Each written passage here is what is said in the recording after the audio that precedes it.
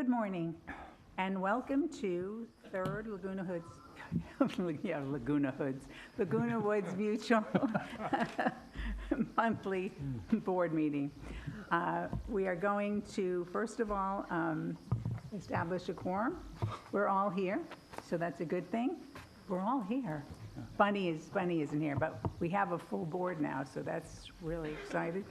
And we are going to have the Pledge of Allegiance led by our second Vice President, Director Bill Walsh.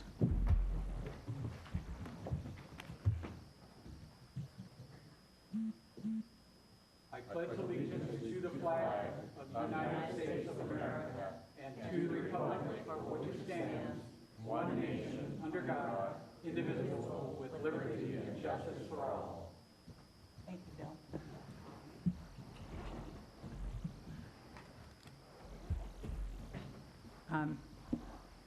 The media is here? Hi. Okay, do I have a motion to approve the agenda? So move. Second? I second. Correction.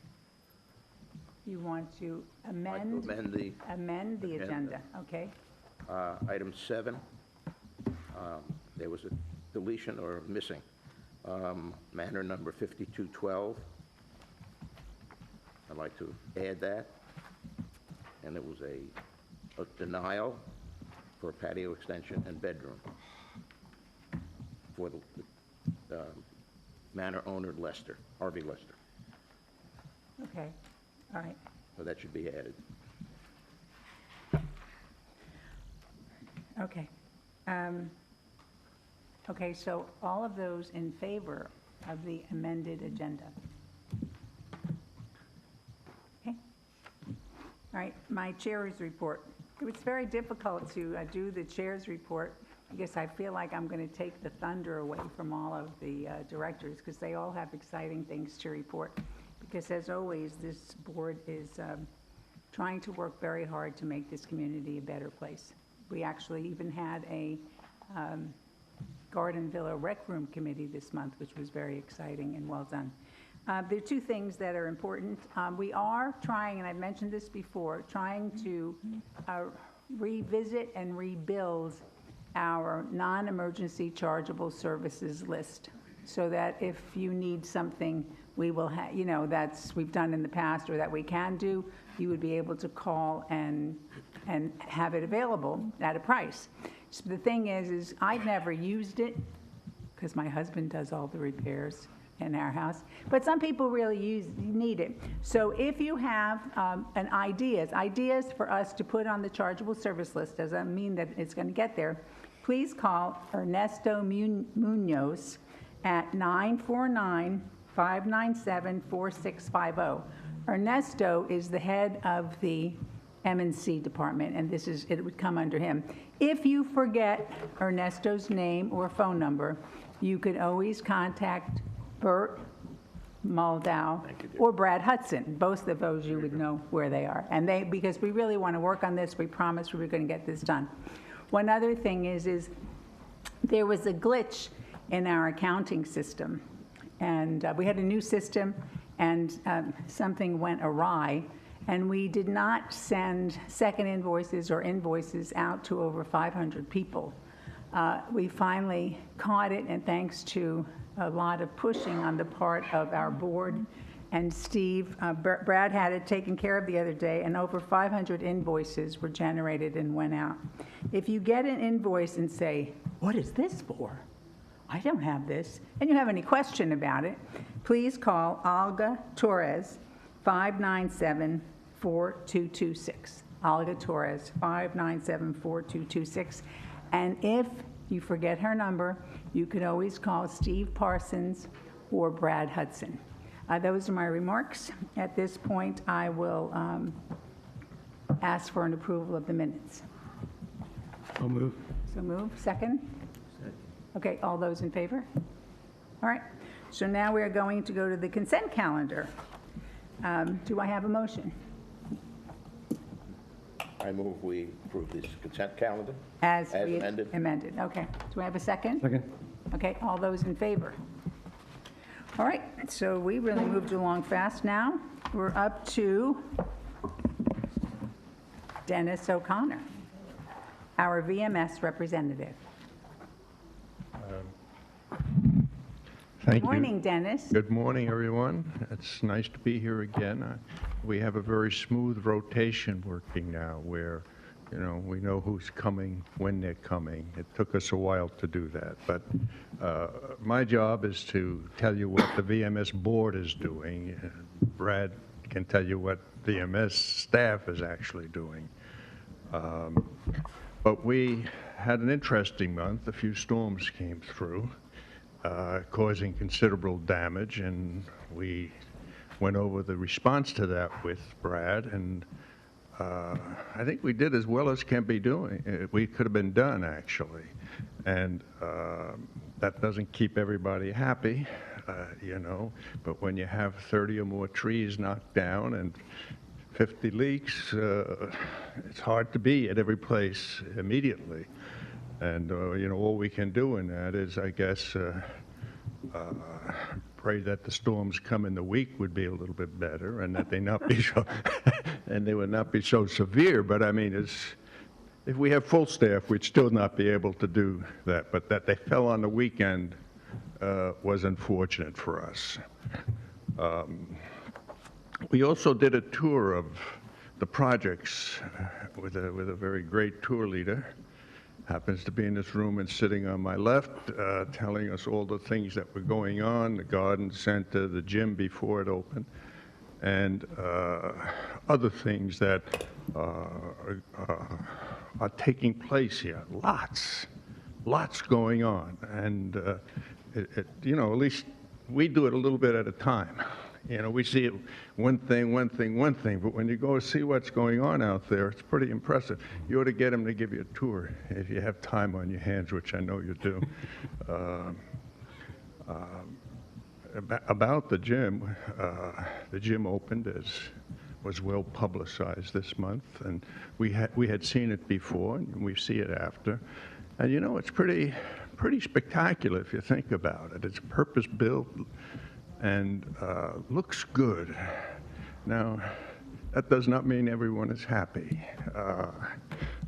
You hear complaints about too many windows, too many TVs, too loud and all that, but one of the prices you pay for living in a community that is active and involved is that you hear these things. But I think people will settle down and will recognize that it's a superior job and a big improvement that I think will affect the market values of the property here. I mean, before you take people to show them the gym, it's stuck in a few rooms that were not designed for that. Now this looked like a designed gym, and that's an improvement for us, I think, and we're sort of pleased by it. The other big thing we did in response to board requests, we did a benefits study, and we had our first report. There's still one item to be finished, but the benefits study, employee benefits, I'm talking about. The benefits study looked at the benefits provided by VMS and compared them to other entities. Those were Seal Beach, Leisure World Seal Beach, Leisure World Walnut Creek, Associa, and two cities, Mission Viejo and Costa Mesa. And we looked at a whole lot of things: holidays, sick days, vacation days, tuition reimbursement, 401ks, bereavement leave, jury duty, non-mandated leaves, and insurance. The part that's not done yet is insurance. But the others, we're right in the ballpark. I mean, nothing spectacularly out of line compared to other associations. When we talk to cities, we're talking about a different animal. The benefits offered there are just spectacularly better than ours.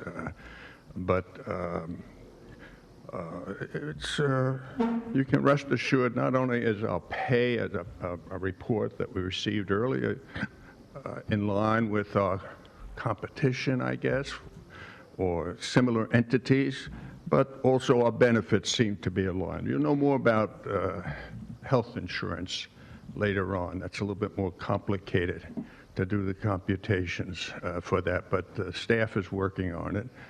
And it's a pretty impressive job, actually. I'm sure you'll hear more about that from Brad somewhere along the line, if you haven't heard it already. I don't know. But his people are doing the work on this. The PACE survey was done by an outside. This was done inside, and we're happy with it and hope you will be too. Is that it? That's it. Should I tell you the comments I've heard about the gym, or should we save those up for Brad? Oh, Oh, we'll God. save them up for Brad. I understand that there's a list, there's a stack of papers, it's big, and it's nice. I mean, God, what happens if you did a lousy job? Thank you very much, Dennis. Thank you.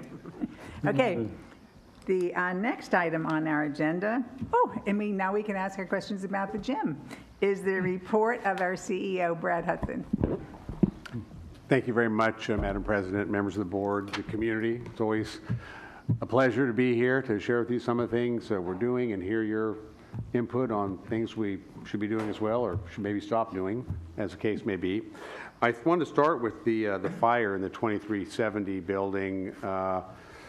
Looks like there was a pretty rapid response by the fire authority. The fire was contained to the kitchen. Adjoining manors were evacuated by our security staff, and the affected folks are at the heirs right now. I tried to call them this morning. Apparently they weren't interested in talking to me because they didn't answer their cell phone, but I'll reach out to them later in the day, make sure we're doing everything we can to facilitate the rapid restoration of the manor and get them back in there as quickly as we possibly can. So that's our highest priority. Just hit a few things here. We're got permission to operate another solar array, so that continues. I know Bill or Bert will be talking about that later, but we continue to march on with the solar project, and there's a few more things to be done, but I think generally very, very positive. I want to talk about gym and pool hours. I've got a lot of requests, and mostly from third residents, by the way, to open the gym and the pools earlier. And we're going to do that. And I'm going to send an email out to you either this Friday or the next on extended gym hours, probably opening in the 5:30 range. We have a lot of working residents, and then, quite frankly, we just have a lot of early birds that want to work out early. So we want to get at least one gym open at 5:30. It's probably going to be the community center gym, and then also to get a pool open by 6. Right now, the earliest pool opening we have is 7. So our working residents don't get an opportunity to get in there and swim before work. We'd like to give them that opportunity. And so I don't know which pool that will be. Probably 2, but I'm open to input on that as well. I'll be sending an email out. I know many of our residents will be happy about that. One of the reasons we did the separate entry on the community center is so we could have different hours than the rest of the building. So the gym can run independently, and we can accommodate requests for residents of special hours. So I think that piece is working wonderfully. Excuse me, Brad. How do they get in on off hours? You swipe your card, or No, there's staff there. at all hours of the day? Well, there are specific hours for the fitness centers. The Okay, only all right. one that's unstaffed is the Okay. Clubhouse 5. So if you were to open it earlier, there will be somebody there? Yes. Okay. Thank Now, the other thing we're doing, I should mention this, is at Clubhouse 5, which would be important to third, obviously, we're going to allow access to that self-serve fitness center starting at 6 a.m. I've got a number of requests from third residents who want to get in there, work out, get a shower, head to work. And so we're going to make that happen for them. I have another question. Sometimes when you're at the circuit training class, people will come to the gym and they'll want to come in, and the person says, we're closed, which of course makes sense. But how could we let them know that this one is, sometimes the people are new. This one is closed, but you might go over to. So do we have a sign, a flyer, a little thing that if somebody that says what the hour, and I know you're working on the hours, where the hours are, so if this one doesn't work, that one works, because I feel bad. Of course, I'm not going to run over and tell them, because I don't know when the other ones are open, but I think that might be a thought. Yeah, we have a published schedule. It's online and in a flyer, but I think there's ways we can get that out to the community, maybe through an e-blast or otherwise, just in a very specific way. There used to be a yellow card that listed all the hours for the various facilities. Yeah, I think we do have something exactly as you suggest. We used to use a sneaker on a string.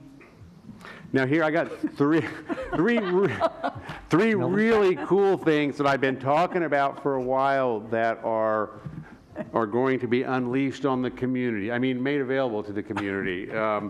One is this Friday, you're going to get an email from me with a link to hook up your Gate Access mobile app. And so you will be able to sign in your guests with this device right here. No need to call us, no need to go online, just right there from your mobile phone, sign them in. And if you're adventurous and you access some of the features that the link provides, it will also send you an email every time your guests arrive.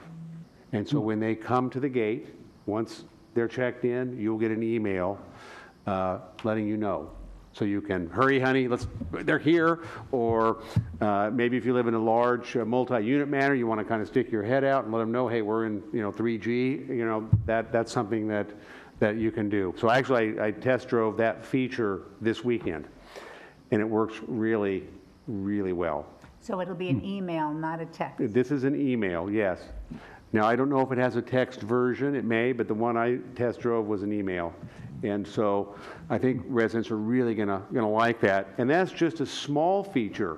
Let's say you're a part-time resident and you've hired a maid to come in every couple of weeks to keep the place tidy while you're gone. Well, it's gonna send you that email in Minnesota every time he or she shows up to do work on your behalf in your manor. And so you can monitor that activity there as well. And so this has a lot of functionality that I think residents, and part-time residents in particular, will find very, very beneficial in terms of managing their unit. So I'm very excited to bring that to the community. I am sure, despite Chuck's very best efforts in making this video and training tape and the links and all that not everybody's going to get it, because I didn't get it. I just walked over to Chuck's office and had him take care of it, but not everybody can do that. And so we're training some staff down in resident services to address questions as you try to go online and hook that up. If you have problems, just call resident services and we will take care of it for you. Or just walk in with your iPhone and we'll see if we can help you out. We're always there for you. The other thing, and this will be available on April 7th, we have a upgrade to the Wi-Fi in all the clubhouses, and so we're really boosting that up. So when you're at a clubhouse or the community center and maybe you want to go to the drop-in lounge and have a cup of coffee and do some internet work, you'll get really good reception. And so that's coming April 7th. The other thing that we're doing is, and I've been working on this for a while and they're finally getting going, is improving our human resources information system. We have a completely paper-based system here. All the resumes and job applications and onboarding process, offboarding process, evaluations, timesheets, vacation requests, that is all paper that has to be managed and scanned and floated around.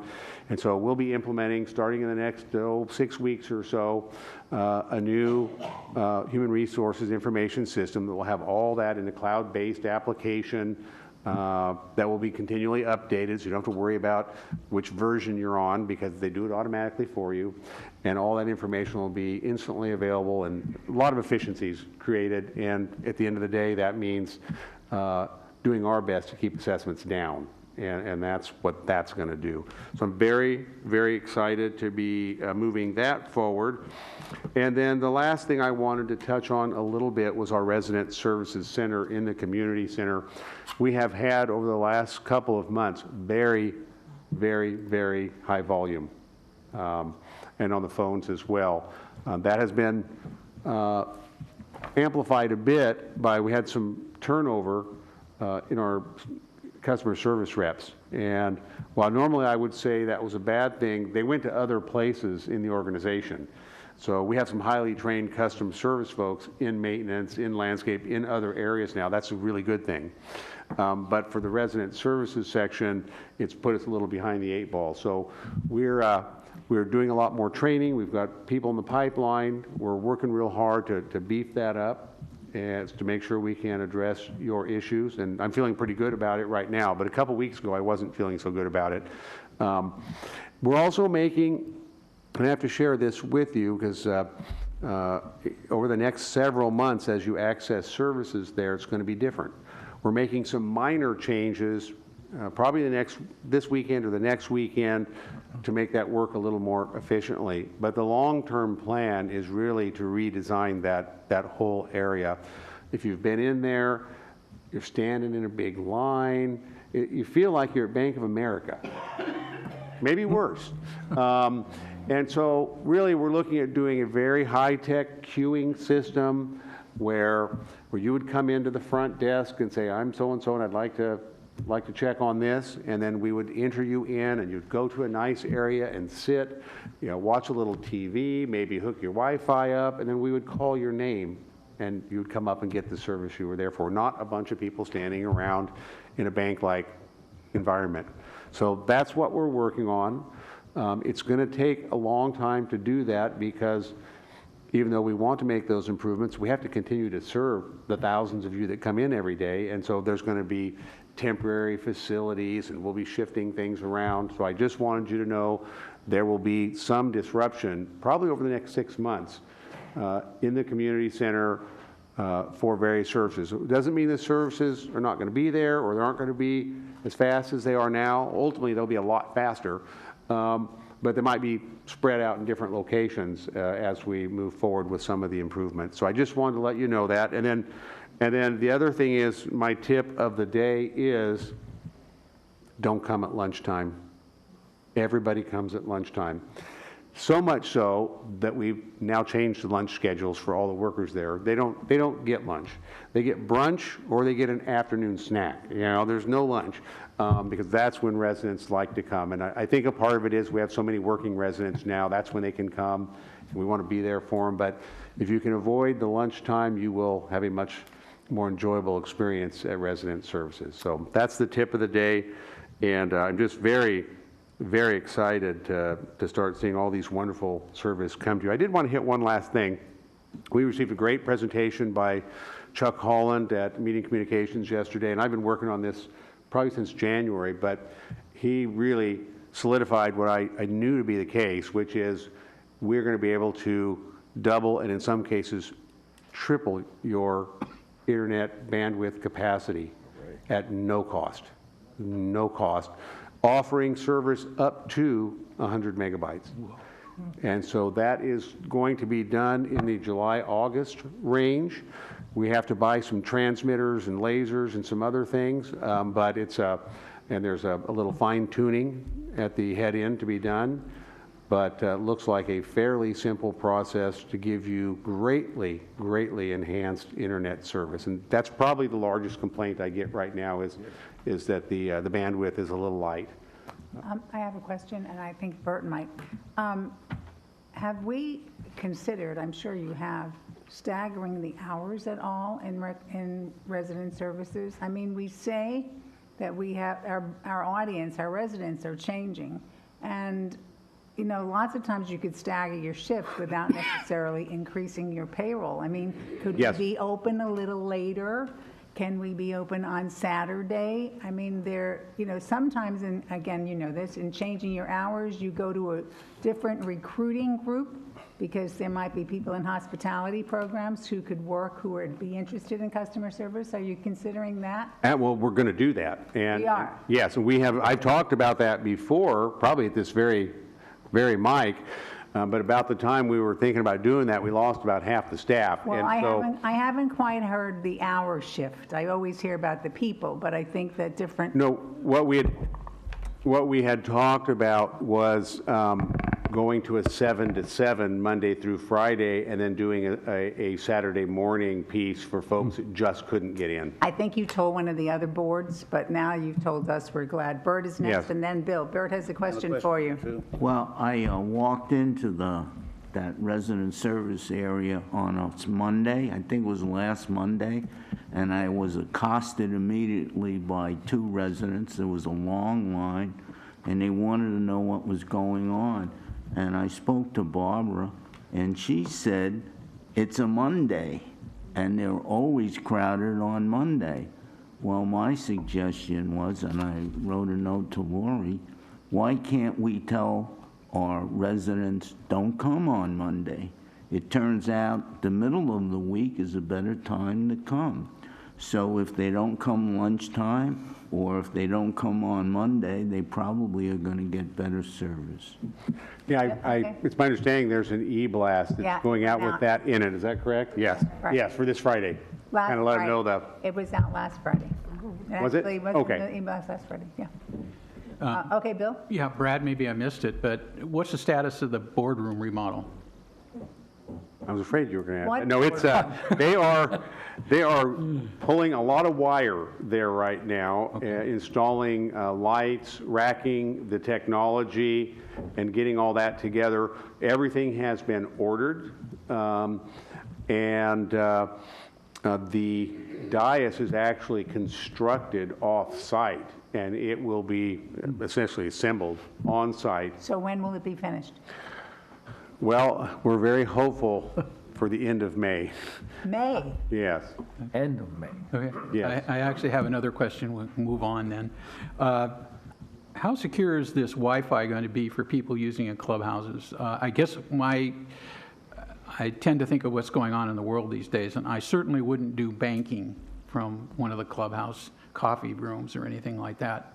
I don't know how secure this Wi-Fi is going to be, but Well, Chuck assures me it has the highest level of security, but I think he'd be better off to address what that means and what limitations residents should place on their activities while using that Wi-Fi. And I'll get that out. And matter of fact, I know we're going to send an e-blast out on that, so maybe I can have a Chuck address that in the e-blast. thank you. Okay, Yeah. we have a question from John, a question from Jules, and one from James. Boy, they really are. Just a quick question.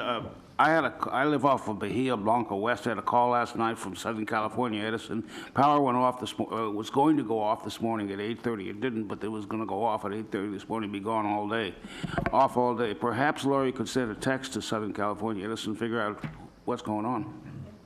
Yeah. Bahia Blanca West, power off this morning from 8:30 to 5, they told me. Wow. Okay, Jules. Just quickie, concerning reception, television reception, is that going to be upgraded as well? Yeah, well, I didn't cover all yes, dramatically. And there's a number of things that go into that, and I'm reluctant to share, but I will anyway.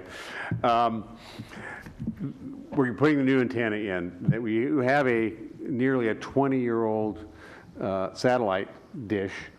It's beyond its useful life, and it's being replaced. And so that's going to be dramatic. Also, we have about 50 vaults and about 90 pedestals and 3,000 boxes around the community that connect all of your cable and internet service. They have not been maintained really for probably 20 plus years. And so we have a program to go through and upgrade all of those. So all those things, plus the added capacity from because your cable and your internet are running on the same pipeline. And so improving that pipeline improves both. And so that's part of it. And then probably the last piece, and this is the piece that's a little bit shaky, but I'm going to get it out there and take the heat now. we got to get the analog TVs off our system. The rest of the world got rid of analog TVs in 2008. We're still supporting them, and it uses a lot of bandwidth to support those old tube TVs. So you're going to be hearing an announcement probably in the next month or two that I think, and the board hasn't taken action yet, but I think they're going to say after January 1st, you can't hook those directly up to our system. If you want to keep an old TV, you can buy a device that basically costs more than a new TV to keep your old TV. Or you can go buy a new TV, which are very, very inexpensive now. A 20-inch digital is probably $60. You know, the device we would sell you so you could watch an old junky TV is probably $50. And so that's what's going to happen, and that is again going to create a huge boost in internet bandwidth as well, because for each analog channel that we run, that same bandwidth would run 12 digital channels. And so it just really eats up the capacity. And so it's time. We have to move on. We'll probably have to have a program, because I don't know how you dispose of a couple thousand analog TVs, but I guess we're going to figure out. Okay, James. Very quick. Well, I have a resident's sort of a complaint, and one day he went to the resident services, and apparently there is some United board directors standing in line. And then right away, your receptionist says, well, so-and-so, you come to the friend and starting taking care of her. And so the rest of the residents, oh, so directors got the special treatment. My question is, should we have a special treatment or shouldn't? We got to make it consistent. No, there's no special treatment for anyone. Everybody, as a matter of fact, It's like worse as a treatment. matter of fact, in the letters, here's the lack of special treatment we offer. In the letters we sent out to some 500 third members last week, I won't say who, there was a board member or two on there. Maybe no special treatment. And that was inappropriate, what you experienced there. Everybody is treated equally here. We've done a lot to try to eliminate some of the preferences and some of the historic practices in this community that, while they may not be improper, they appear to be improper, and so we've discontinued those as well, such as hiring our employees on the weekend, giving our employees gifts and gratuities. We've discontinued all that, allowing employees to buy surplus property. We've eliminated that. All of those practices that even have the appearance of a conflict have been eliminated, and that kind of activity is intolerable as well. So Yeah, I mean, just want to be clear. You even changed the no free golf and all that other stuff. Yes. That was another thing Yes. that wasn't managed well. Okay, I have one question. What is happening with our website update? Not the internet. The website. Yes, Chuck gave a briefing on that too yesterday, and he's expecting the unveiling of the forward-facing piece. This is kind of what the world sees. Yeah, that's what we want to. That's not really the important piece Right. of our website. It's really sort of a real estate marketing thing, how great our community is, all that sort of stuff. And that's in the next month or so. That'll come out. And then probably a month or two after that is where the real meat is, which is the resident portal, where you can get behind there and look at financial statements and documents, operating rules, governing documents, all the stuff that's just for residents. You can maybe, not even maybe, conduct a little business, pay a bill, request a guest be entered into the gate, all that sort of stuff we want to do behind the resident portal. And even, for example, the streaming video of your board meeting, say for residents who are out of the area, that'll be password protected and behind a portal as well. So there's a lot of functionality we're looking to get there, but it's really just for residents, and that's the meat of this, and that's why this has been delayed. Constructing that stuff is fairly complicated. Doing the forward-facing piece to the world, to share about our community, that's an easy piece. The other complexity is we have used our website as a storage facility. And if you've ever tried to find something around there, there's like 30,000 pages or some crazy number. That's a bit much. And so we're gonna figure out how to reduce that and have just the key critical things that residents really need and want actually located on the website. So sifting and sorting through that excessive amount of material. I've told this before, but I remember when I applied for the job here, I went on the website and I found this really cool piece of information. And then about a week later, I tried to go find it again. No way. Man, I was chopping around there for about an hour and never came up anywhere near where I was. And so we got to eliminate that and make it navigable. And I did want to share too, you're going to start seeing these cards around the community. And essentially what it says is, received great service, tell us about it. I suspect if you want, you can cross off the great and put your own adjective in there. We're not recommending that, but you can. And then if you want us to recognize an employee who maybe did a really good job where you can put their name there and you know, we could give them an attaboy, or maybe if they get enough of them, we'll have them before one of the boards for recognition. So that's sort of one of the things we're doing, trying to reach out. I have to say, I mean, I get a lot of complaints, clearly. I'm the head of the complaint department. But I get many, many more compliments from residents, thankful that an employee went above and beyond. And we have a high volume business. You're going to have deficiencies, and we try to correct them to make sure we don't have the same ones over and over. But residents are generally very grateful for the help they received. As a matter of fact, I had a lady grab me on the way in here and think I was going to stay and give some testimony, but I don't want to wait. It's going to take a long time. I know it is. And so I'm going to just tell you that I had a catastrophe at my manor, and the staff came in and really saved the day for me, and I just want to thank you. So I get that all the time. So where will those little cards be? They're going to be all over. And where do we put them when we're done filling them out? You're going to bring them back to the community center and drop them in the box. Yep. So there'll be a box for There'll it. be a box. Good, Well, all right. Bill had a question? It's more of a comment. We have somebody on our board who's very knowledgeable about file organization, and Chuck is tapping her to help with the backside of that website. And I volunteered to do some beta testing on that. So I think we're going to get people involved in making sure when you put that product out, Chuck is engaging us. Good, So, good. So we're bringing, and the person I was talking about is Annette.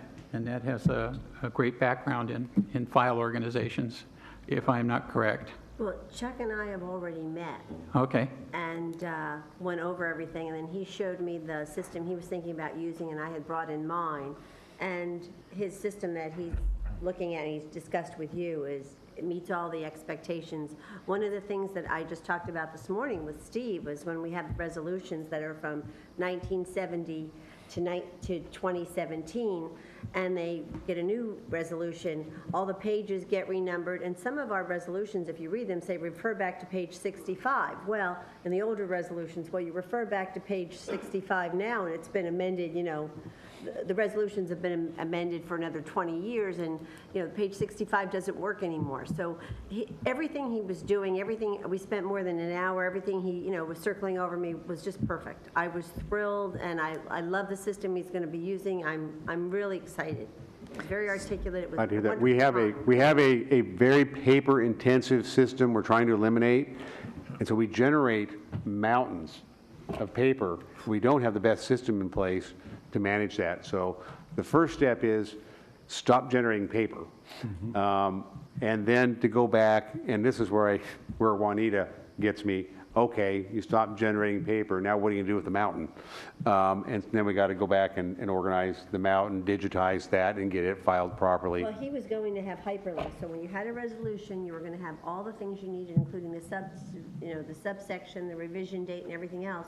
And then on the bottom, it was going to show all the amendments to that particular section. Say it was sprinklers or something, all the last times. And then if somebody took their cursor and went over that amendment, it would bring up that resolution. So you could go back and theoretically not search the way we are now, but it would be much more efficient. Yes. So to put you on the spot, we're going to have our new boardroom around May, End of May. end of May. That would mean- And we're going to, wait, we didn't finish, and we're going to have our new website around A year. end of April, and then the website with the resident portal end of July. So we're remembering all that. Got that in the minutes, Leslie, so we could keep reminding him. But, We didn't say which year. There was no year specified here. Boy, that's backtracking. That's quick. right. Why I can say Okay. end of May, 'cause I'm pretty confident the June 3rd meeting will be in the new room. I'm not 100% confident the June GRF meeting will be in the boardroom, so I got an extra couple weeks for you guys. I know one of the things we talked about with you and with Chuck is at some point in time, to get away from a paperless, intense time program, we were going to try to move resident services requests onto the website also. And but that won't be coming in the end of July, will it? No, that is our implementation of the CRM, and that's all part of this whole But resident that's services redo. also a plan. It's budgeted for this year. Okay. And that was a great thing that you said, because you talk about all of these new things, and I could just see people going, oh my gosh, are the price, like with the television, are things going to go up? Our price, are we going to be spending more? And I don't think that, because when you talk, it always sounds so grand. But what I try to tell people is it's because you manage other aspects of it. So we're not going to see any big expenditures that are going to impact other things here with this. No, I think most of this has been reserved for, and so Okay. we're ready to move forward. So now everyone at home could be calm. And here too. This is our last question because we have to go to our residents. Yes. Okay, I have a real quick thing, and this is just on the analog TVs. If you buy a new TV from Best Buy, I believe they will take an analog television. Oh, You can good. bring your analog, but you might want to talk to them about that, because whether they do it in group, and I believe that in the past, also, you didn't have to buy your television from them, and they would still take your analog, but you might want to check that out with their policy, because they have an incredible policy on that. Good. Thank Okay, you. so thank you very much for your report, Brad. We have all those dates written down and the year. And now it is part of our favorite time. It is the time for the third mutual resident comments and public forum. So please, if you have any comments, no one has any comments today? Please come up to the mic. Okay, well, this is Chris, and Chris is here from the Foundation of Laguna Woods. Good morning, Chris. Thank you, Rosemarie, and thank you, all of you. I'm Chris Collins, 3306Q, and I do come from the Foundation of Laguna Woods Village, and recently, actually last month, we had our yearly planning meeting. So there were two reasons that we conduct that kind of a meeting. It's to review our accomplishments of 2016, about our mission, which is to provide temporary financial aid to qualified, economically disadvantaged residents of Laguna Woods Village. And the second reason that we had this meeting, of course, is to plan our course for 2017.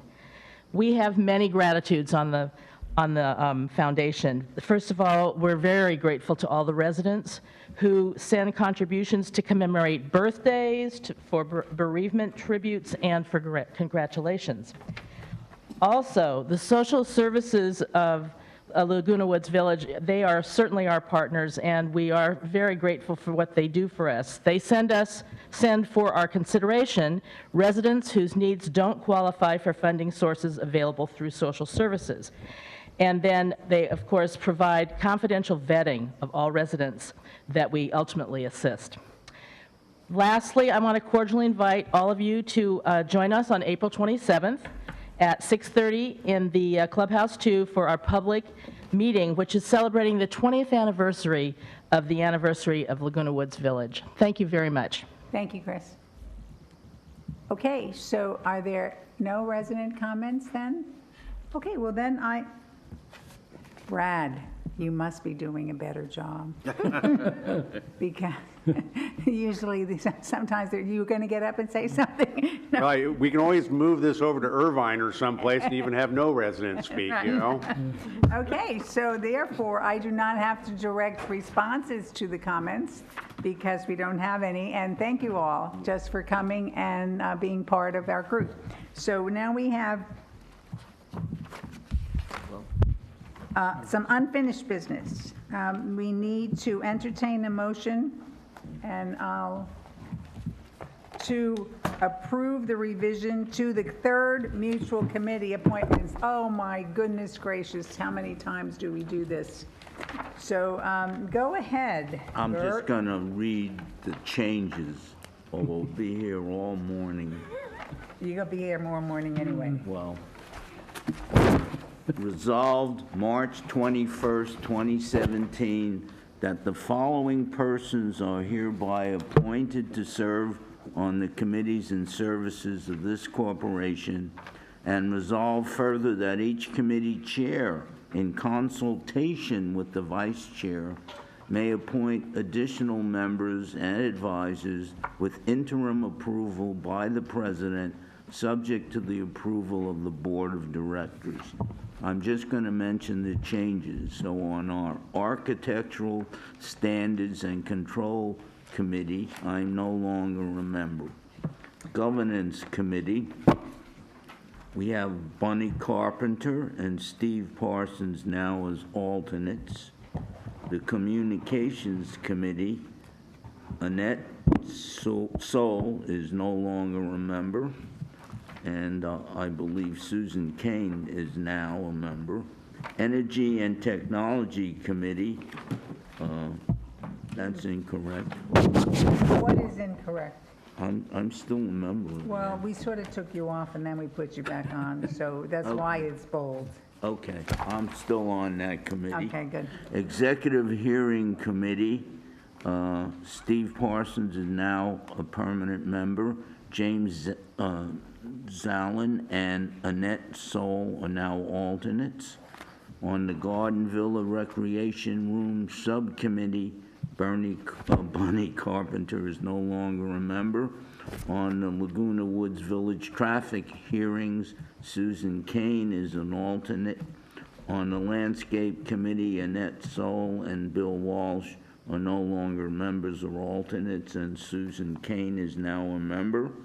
On the Maintenance and Construction Committee, Bunny Carpenter and Bill Walsh are no longer, I guess, members. And Marty Lapata now replaces Jules Allen as the non-voting advisor. And on the Water Conservation Committee, Annette Soul is no longer a member. Jules Zalin is now a member and no longer the non-voting advisor. And we have a whole third mutual earthquake task force, Steve Parsons chair, John Frankel, Bert Baum, Colin Johnson, Dan Yost, Steve Leonard, and James Morris, James Tung, David Sutherland, Tim Moy is the advisor, Ralph Beck is an advisor, and Margaret Vinci is an advisor. Third Mutual Parking Task Force, this is a new task force. John Frankel, chair, Bert Moldow, Bernie Carpenter, Bunny Carpenter. I keep calling her Bernie. I thought you're not on that one. Bert Baum, Annette Soul.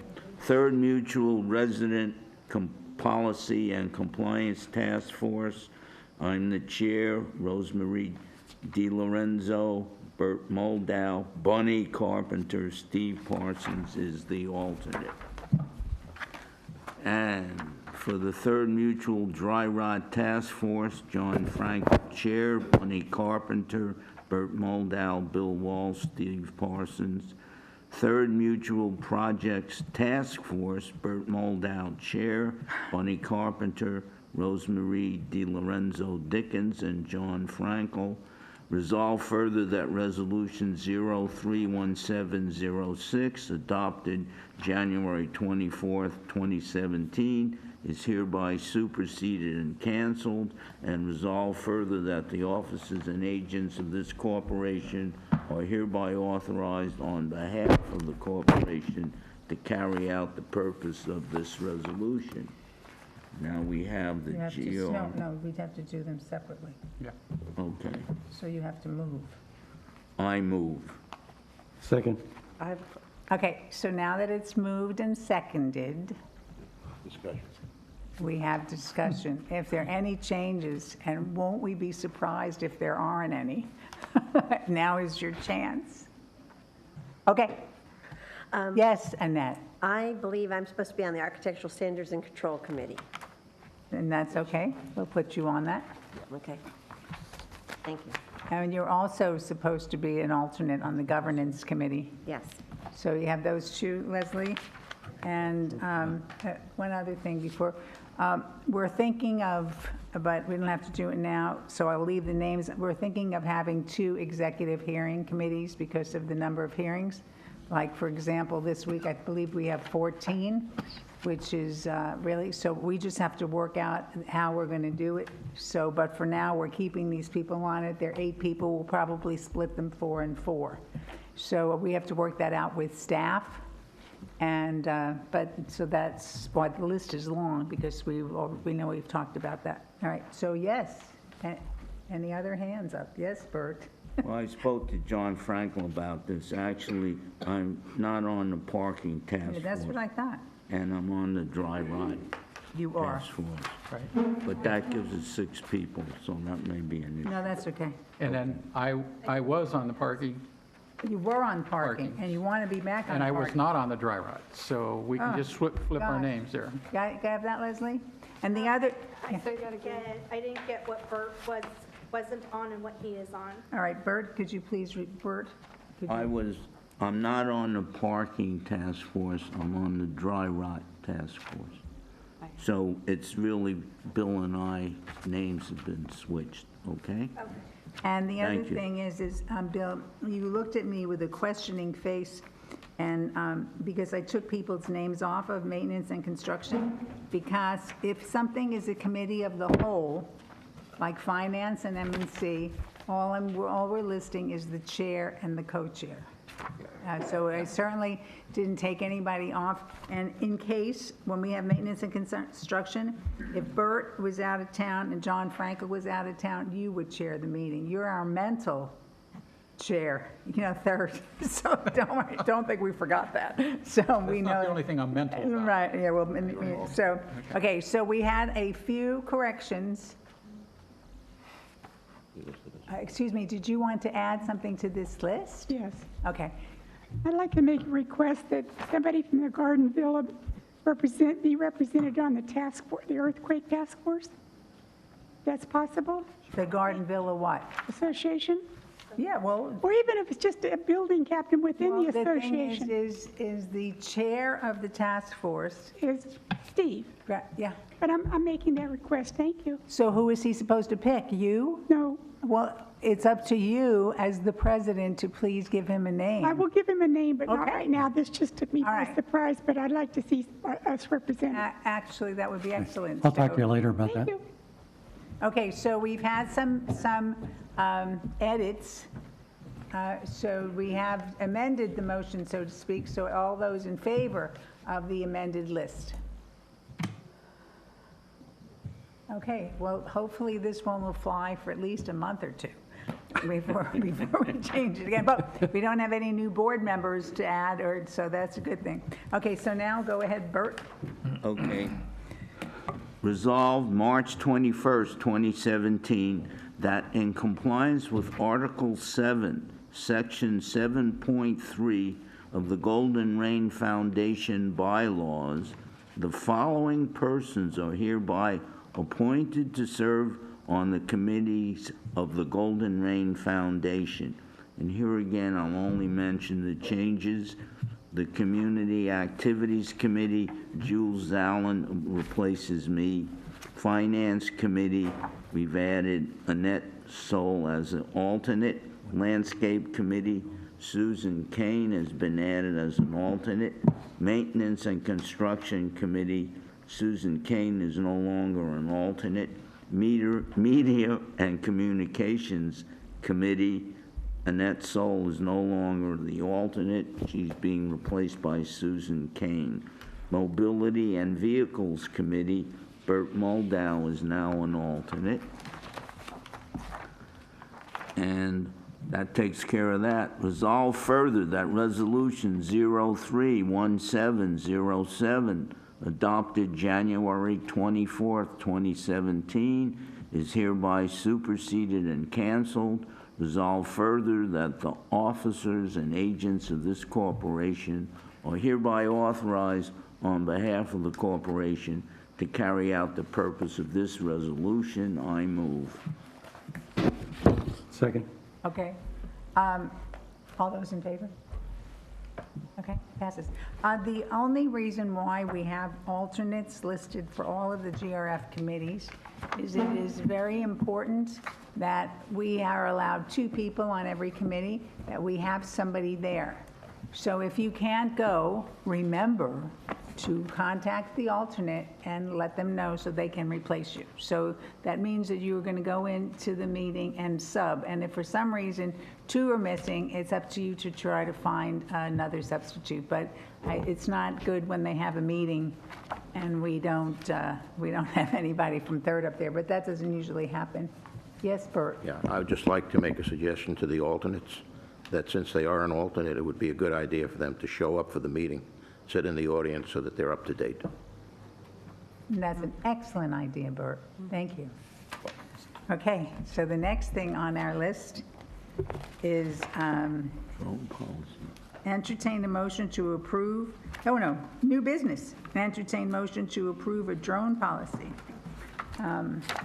We asked for this, and GRF approved it, and we told GRF that we and the housing mutuals had to approve it also, because it isn't like drone. If somebody were to use a drone, they would only be used in the parking lot of Clubhouse too. So it also has gone out to the housing mutual. So go ahead, Bert, are you ready?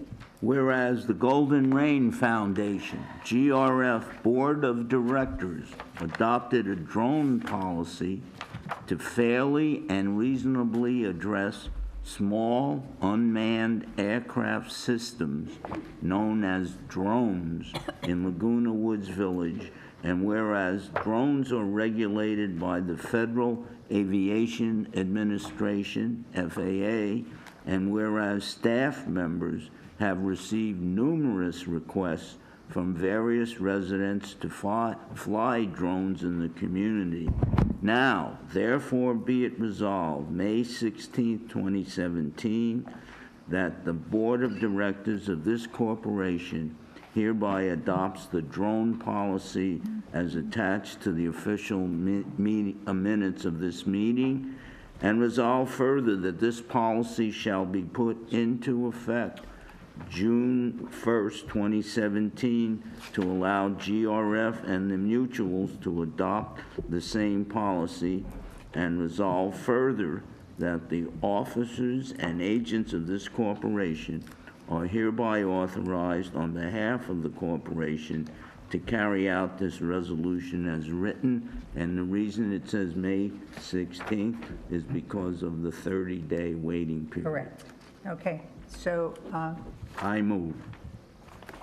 have a second? Second? Okay. Any comments?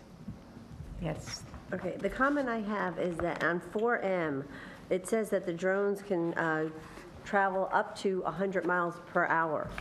And I just think that that's excessive. I think that that policy, we need to really look at that. I think it needs to come down. And that's one of them. I think 35 miles an hour might be better. And it talks about a commercial user. And I didn't know if, I understand that we want this policy. I didn't know if it was a little bit premature, because I didn't know if we were collecting any fees for drone users if they're doing it commercially. Okay, so Lori, perhaps you could help us with this one. So we have comments on the floor. We don't have to vote to approve it because to have a waiting period. So should we take our comments to Tim, or what should we do? Actually, what I will do is I will take your comments to sorry. I will take your comments to Frances, who is the author of this, and to Tim, her supervisor, and we will get back to you on that. Okay. So, so if we won't approve it and the others have approved it, so Lori will start with the authors of it, and then we'll take it further. We have time. That's why we have the waiting period, which is excellent. I'm concerned about the fact that a drone at 100 miles an hour hits a little old lady with a walker Well, and insurance. What was your second one, Annette? Where was it? Okay, the first one was it's M. 4.M, and it's 100 miles an hour to be 35. The other one, commercial use, it's actually JKL, it's L. When it says here resident and/or approved commercial user. Okay. And then we don't address the fact of collecting fees. Okay. And then also, if they have a $1 million policy, which is what the insurance liability limits are, who do they turn that into? The chief of security? It doesn't state who that goes to? Everything goes to the chief of security. He's the one that reviews it. All right, thank you. And he'll call on Dan Yost if he needs Okay, the thank you. insurance. well, yes, Bill. I see this as a CYA activity regarding the mutual. In other words, we've got, that we're covering ourselves against liability. And I see drones coming. I mean, you talk here about Amazon delivering packages with drones. And I think drones are a really nice tool for inspecting roof lines, things where it's very difficult to get high. And you can look down and you can inspect things. What I'm concerned about with this whole thing is that privacy. And, these are devices that, not only privacy, but how are you going to enforce this? You can fly a drone for 10 minutes and security's not going to get there in time to stop you from flying the drone. They're not going to know who flew it, and they're not going to be able to verify that somebody has $1 million insurance policy. And so when I talked about this with my wife with those ideas, she thought I was a troglodyte for thinking of a reactionary for not going forward with this. But I think there are some real concerns about having drones fly around the residential part of the community. And I think we should be very aware of those, because I don't think this is enforceable. I think after the fact, if a drone at 100 miles an hour nails a little old man walking his dog down the sidewalk, then this is going to cover that, because we went out and we followed the regulations of the Federal Aviation Administration, but it's not going to prevent people from misusing drones. I'm done. Excellent points.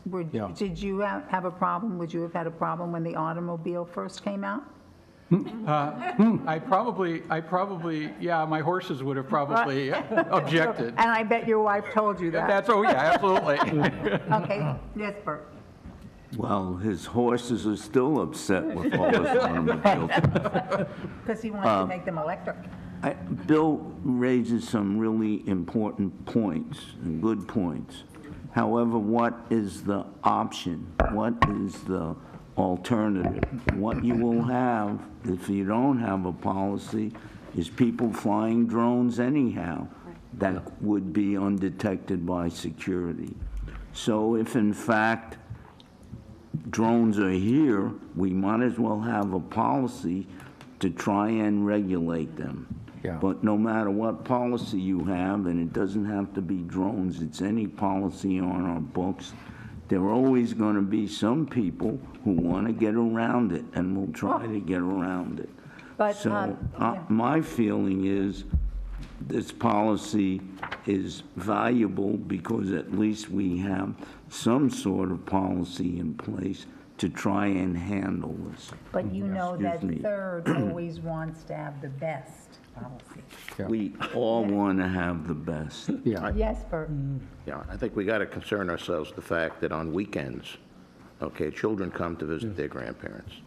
And I think this is what that policy Right. primarily aimed Right, toward. yeah. We do not want children flying drones in our community. Right. And actually, that is how it started. It started at our communication committee with this coming up. So that, it's been quite a long time, because then the city was going to do it, et cetera. So if anyone, our residents have any comments about this policy, please contact Lori Moss. No, thought I was going to say Bill. No.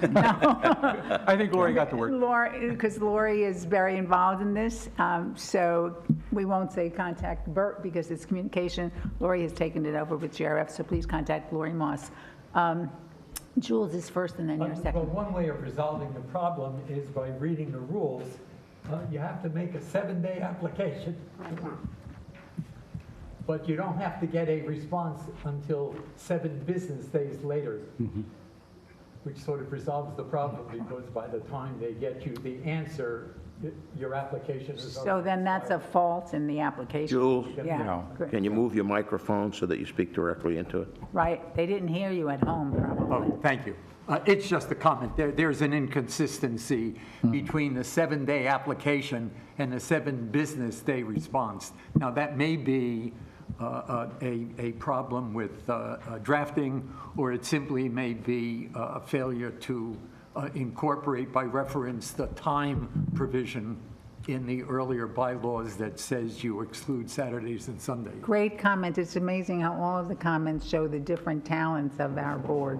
So that's great. Yes, James? Well, I strongly suggest we should establish anyone want to flying drones in our community should get a license What? from our community. Yeah. And in that application, then they have, just like take a driver's license, you have to go through those rules, knowing the rules, and then if you violate, we'll take the license away, you won't be allowed to fly. There is a permit. There is But a- it isn't like we're telling them to hang the permit from the bottom of the drone. And if you see a drone that doesn't have a hanging thing on it, I mean, it needs a little work, but any comments, please send them to Lori. Thank you all for your comments. So we don't have to entertain the motion now, do we? Because we, You may. I think We do. Sounds like you're going to continue it. we're going to Yeah, continue it. continue. So can we have a motion? That's your favorite motion? A motion that we continue this till, we May. table it all right, so you want to table, the so, next Yeah, meeting. okay, April. I motion to table to May. okay? April? To April, April. okay. And that's good. Here's this- Until April Because then board he's going to meeting. get more information by then. Right. So then Until we, What April information? Board Board meeting. meeting. more I information took a lot of from Lori. notes, and we'll have Francis here to present and Tim Right. here in April. Okay. Then we would have more information, so we would be able to vote. So could we have a second to his motion? Second. All those in favor of the motion to delay this until further information at our April meeting? Yes? Okay? All, yes, thank you. All right. Next item. Entertain motion to approve revisions to 2000 collection and lien enforcement policy.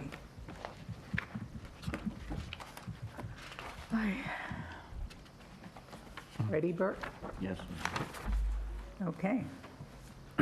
Whereas, in accordance with California Civil Code, the Third Laguna Hills Mutual maintains a collection and lien enforcement policy that outlines the procedures, policies, and practices employed by Third Laguna Hills in enforcing lien rights or other legal remedies for default in payment of assessments.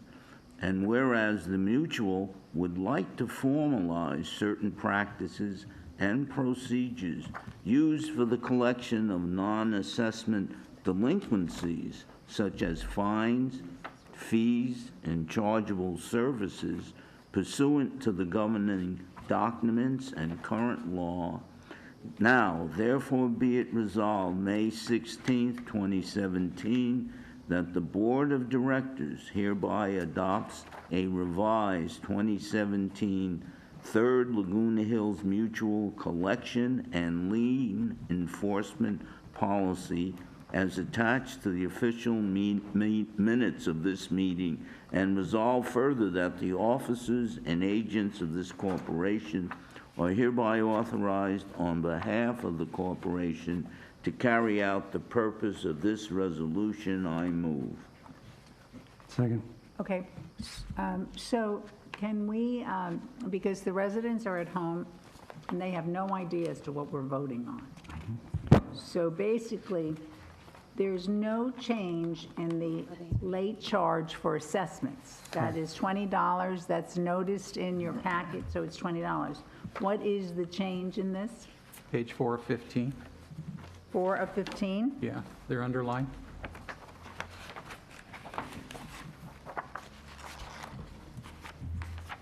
Second paragraph down, at the bottom. Okay, so it says, non-assessment fines, fees, and chargeable service are also subject to a late fee and interest in any amount determined by board resolution. And do we have to say what that amount is? I thought, yes. So this is going to allow you to take away GRF privileges for fines and fees as well as assessments. No, that Am I in the isn't wrong it. No, one? that's in closed session. Okay, I'm sorry. This has to do with the fact that, and I'm surprised it's not on here, we had an assessment, a fee, or a late fee, can be 10% for a fixed amount, and we determined that the amount was $35. And I don't see that listed anywhere here. It isn't. Is it listed here? What is No, that's assessment. And what for fee for, So I don't understand, it's not in here. It says determined by the board resolution, and the board had a resolution where we determined that, because we weren't going to ask staff to sit there and calculate Right. 10%. 10% of $110, 10% of $600, that we just had an average amount, which was the work associated with the rebilling, the filing, the mailing, the letter, et cetera. Oh, I just hit that. So I don't know why that is missing from this, because we did agree to that at the finance meeting, because I couldn't be making all of this up. So I guess that we have a motion, and we have 30, we have notification on this. So could we fix it for our next meeting? Yes. Okay, because that's what's supposed to, yes, Bill, you're pointing to something? What was the question? What was your statement? The thing is it says an amount determined by board resolution, and we did determine it. Right, but then you go down to the next 6, alternative means to collect delinquent sums, and then there's a change there. But it doesn't indicate the amount. It's just too That's right. vague. Okay. And if we talked about it, discussed it, and agreed to it, it shouldn't be a lot of vagary, nor do Okay. we want to vote or bring up something at the board level on television that no one could see.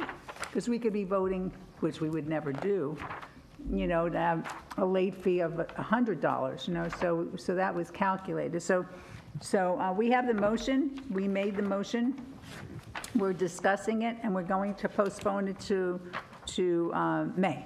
One second. April?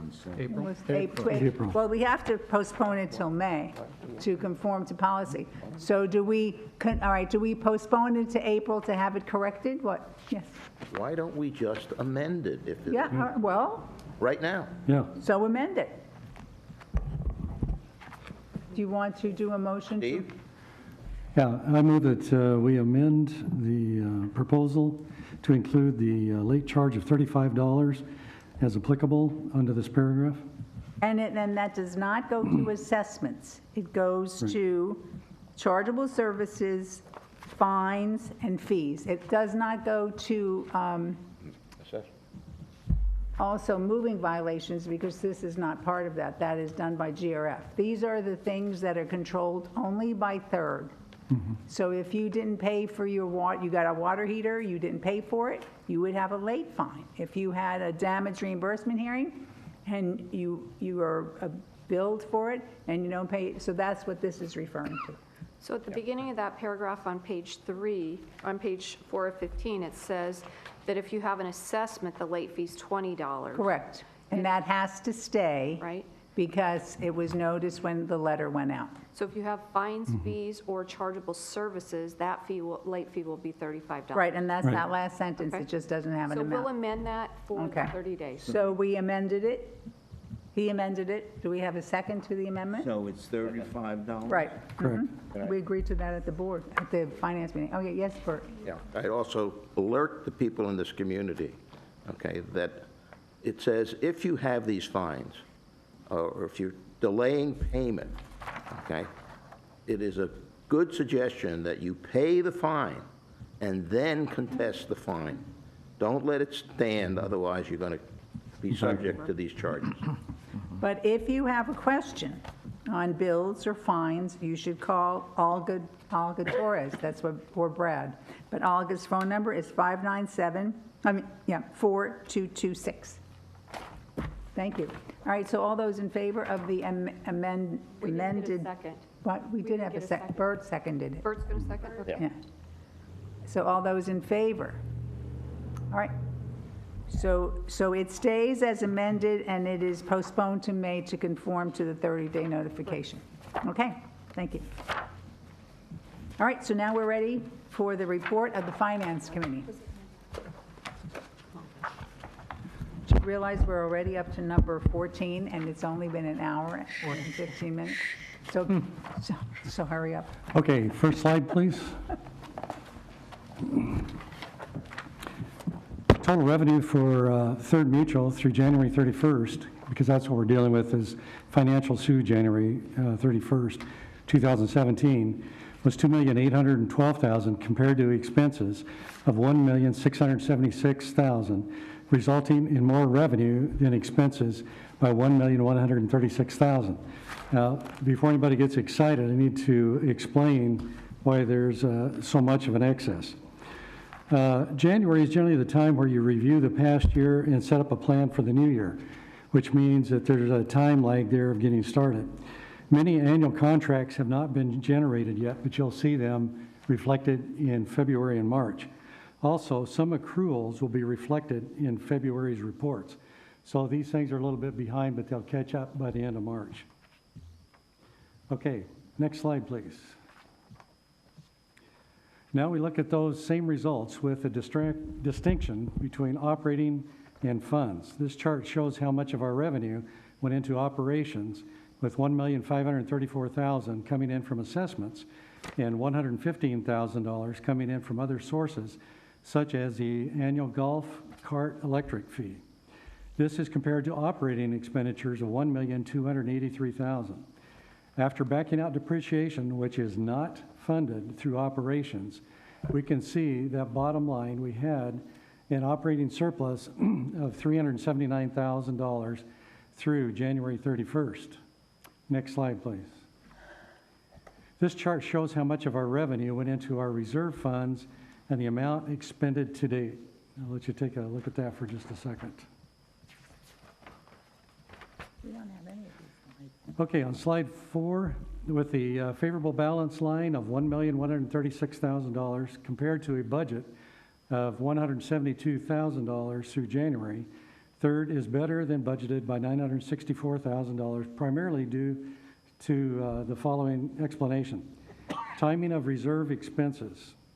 Favorable balance in outside services of $831,000 resulted from fewer reserve expenditures for building structure replacements, preventive roofing, and elevator replacements. We also have some budget distribution corrections to make in February. Basically, we're talking about here contracts catching up, annual contracts being let and bringing it up to date and obligated. Next chart, or slide 5, please. On this pie chart, we show the operating expenses to date of $1.2 million by category, showing that our largest categories of expenses are for compensation and utilities. When compared to total expenditures, compensation and related costs look like a higher percentage of the total than previous reports due to the effects of accrual reversals and timing of invoices for outside services. Once again, they're just saying we're just trying to catch up. Oh, I have a question. Sure. So So the thing is so we had so many accrual reversals in the, for example, in supplies. And that's why it's like, so we were That's so part of much under budget. Yeah. But because like 70% for employee compensation is. That will go but down. That's because, all right, thank you. Yeah. I looked at that too and I go, myself- whoa, can't be. Okay, So thank there's you. some things in the employee area that got to catch up also. Thank you. Okay, slide 6, please. The reserve balances on January 2017 were 25 million. Year-to-date contributions and interest to reserves were 1.1 million. Year-to-date expenditures were $392,000. Okay, you can take away the slides. In closing session, we are reviewing delinquencies for unpaid assessments totaling $382,963, which represents about 1.2% of the annual assessment budget. I'll cut through the rest of this. We are working strongly to decrease that amount, and we recently came in contact with some people that are giving us new procedures on how to do that, so we look forward in the near future on how to drop this significantly. We found that there are procedures we can go through that we didn't even know existed legally, so these are going to be looked at and hopefully implemented in the near future. I have a question. So what makes an assessment a late assessment? How many months? Is it 6 months? Is it 3 months? Is it 6,000? 20 days. What, how many days? Yeah, it's 30 days. 30 days or 20 days. 30 days, but when do Right. we start efforts to, other than sending a notice? That begins the notice process. And then they have 15 days to resolve it and then catch up. So this amount of money that you're talking about, does that include people who are 30 days late? Yes. Also? Yes. Are many people, it seems that when we have our meetings, and I say this for knowledge for our residents also, it seems when we have our meetings, we have more, we have people who owe us $25,000. Correct. It's like the big, we're not overloaded with people who owe us, who are a month behind. It's people who really owe us a good amount of money, which is what constitutes that amount, which is why we're looking at totally different collection procedures. Is Yeah, that roughly correct? 60 to 70 people in that category. Yes, please. I just think from the CCNRs, the late fee takes effect as of 20 days, not 30, but you can check that. Okay? But Okay. the other point is, this money has been accumulated over years and Yes. years. It's not just from this year, it can go Correct. back 10 years. Because if somebody owes $24,000 or $20,000, that's a number of years of assessments, a number of years, which is why you're working on different types of legal procedures so that we don't have to be in the position of writing these amounts off because they're uncollectible. Great. And these notices are being caught up as the AX system is being brought online to accommodate these notices. Okay, onward into our monthly resale report. Through the month of February, last year, we had a number of resales of 70. As of the end of February this year, we had 64. That's all boards? That's for all mutuals, Right, correct? you want to do correct. third. Okay.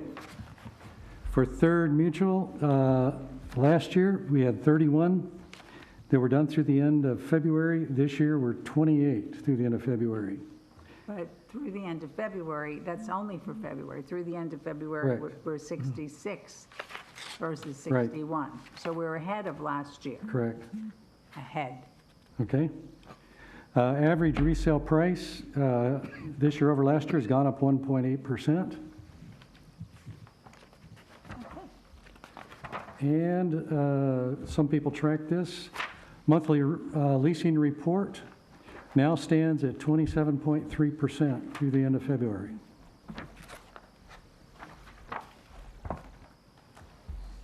So, okay, is there anything else you want to report?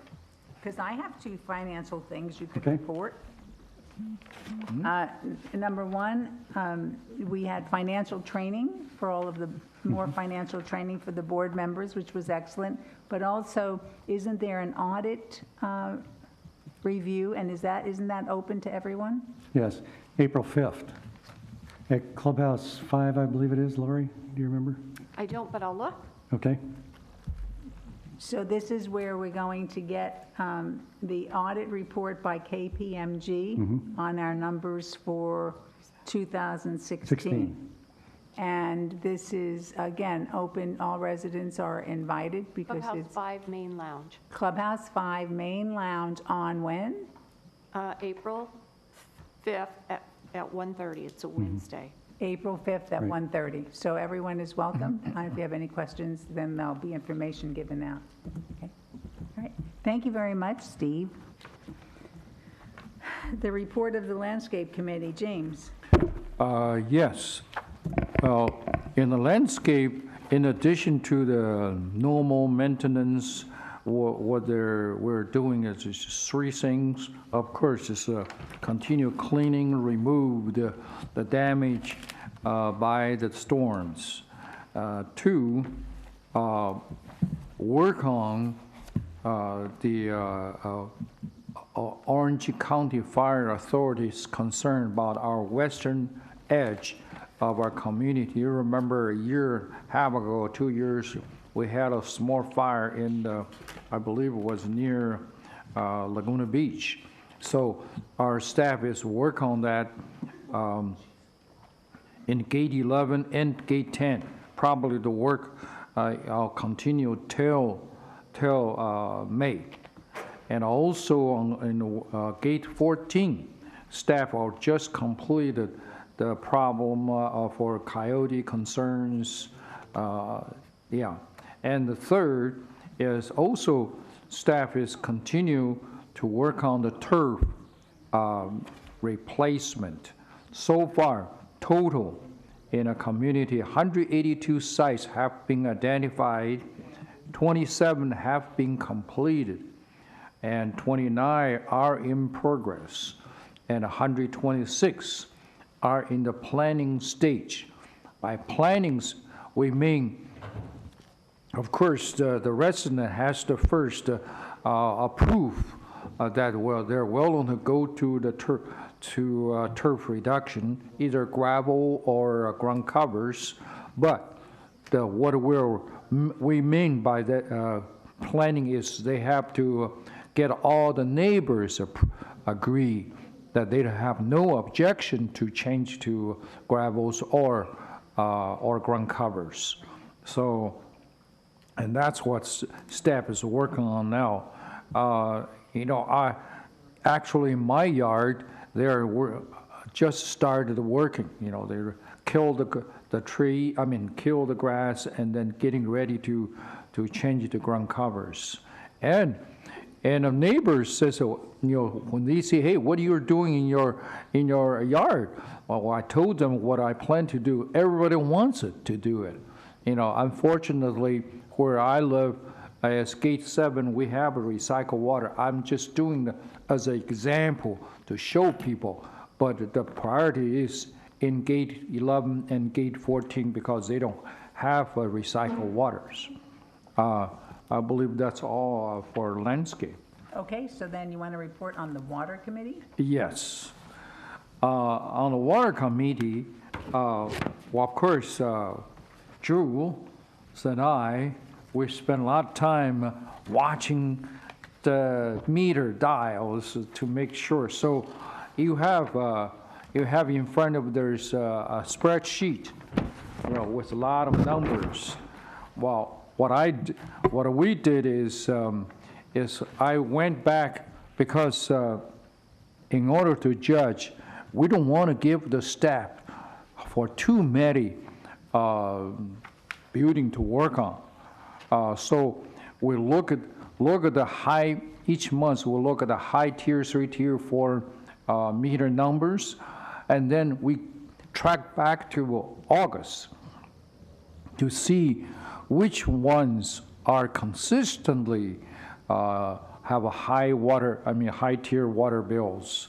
And at the rightmost column, and we name this as whether there's a leaking inspection. That's where Jules and I spent a lot of time look at the meters, see how that dial moves.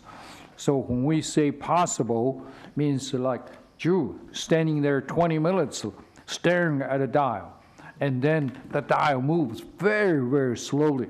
So we say possible.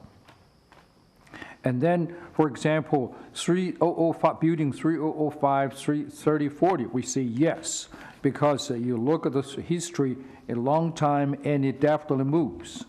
And then building 2295, I said definitely yes, because we gave that, look at the history, and then we gave that to plumbing last month, and they already work on this. Then they find this 2295. See, that's the reason we don't want to give too many to the staff, because this 2295 consists of 16 manholes. So they have to go through all 16. And they did find one manhole was leaking toilets, and the other one is running, master baths running all the times. So, of course, residents have been notified, and Jules and I, we have to follow up, knocking the door and say, hey, when you going to fix your toilet or stop the leaking? And then the other one is the second to the bottom, 2244.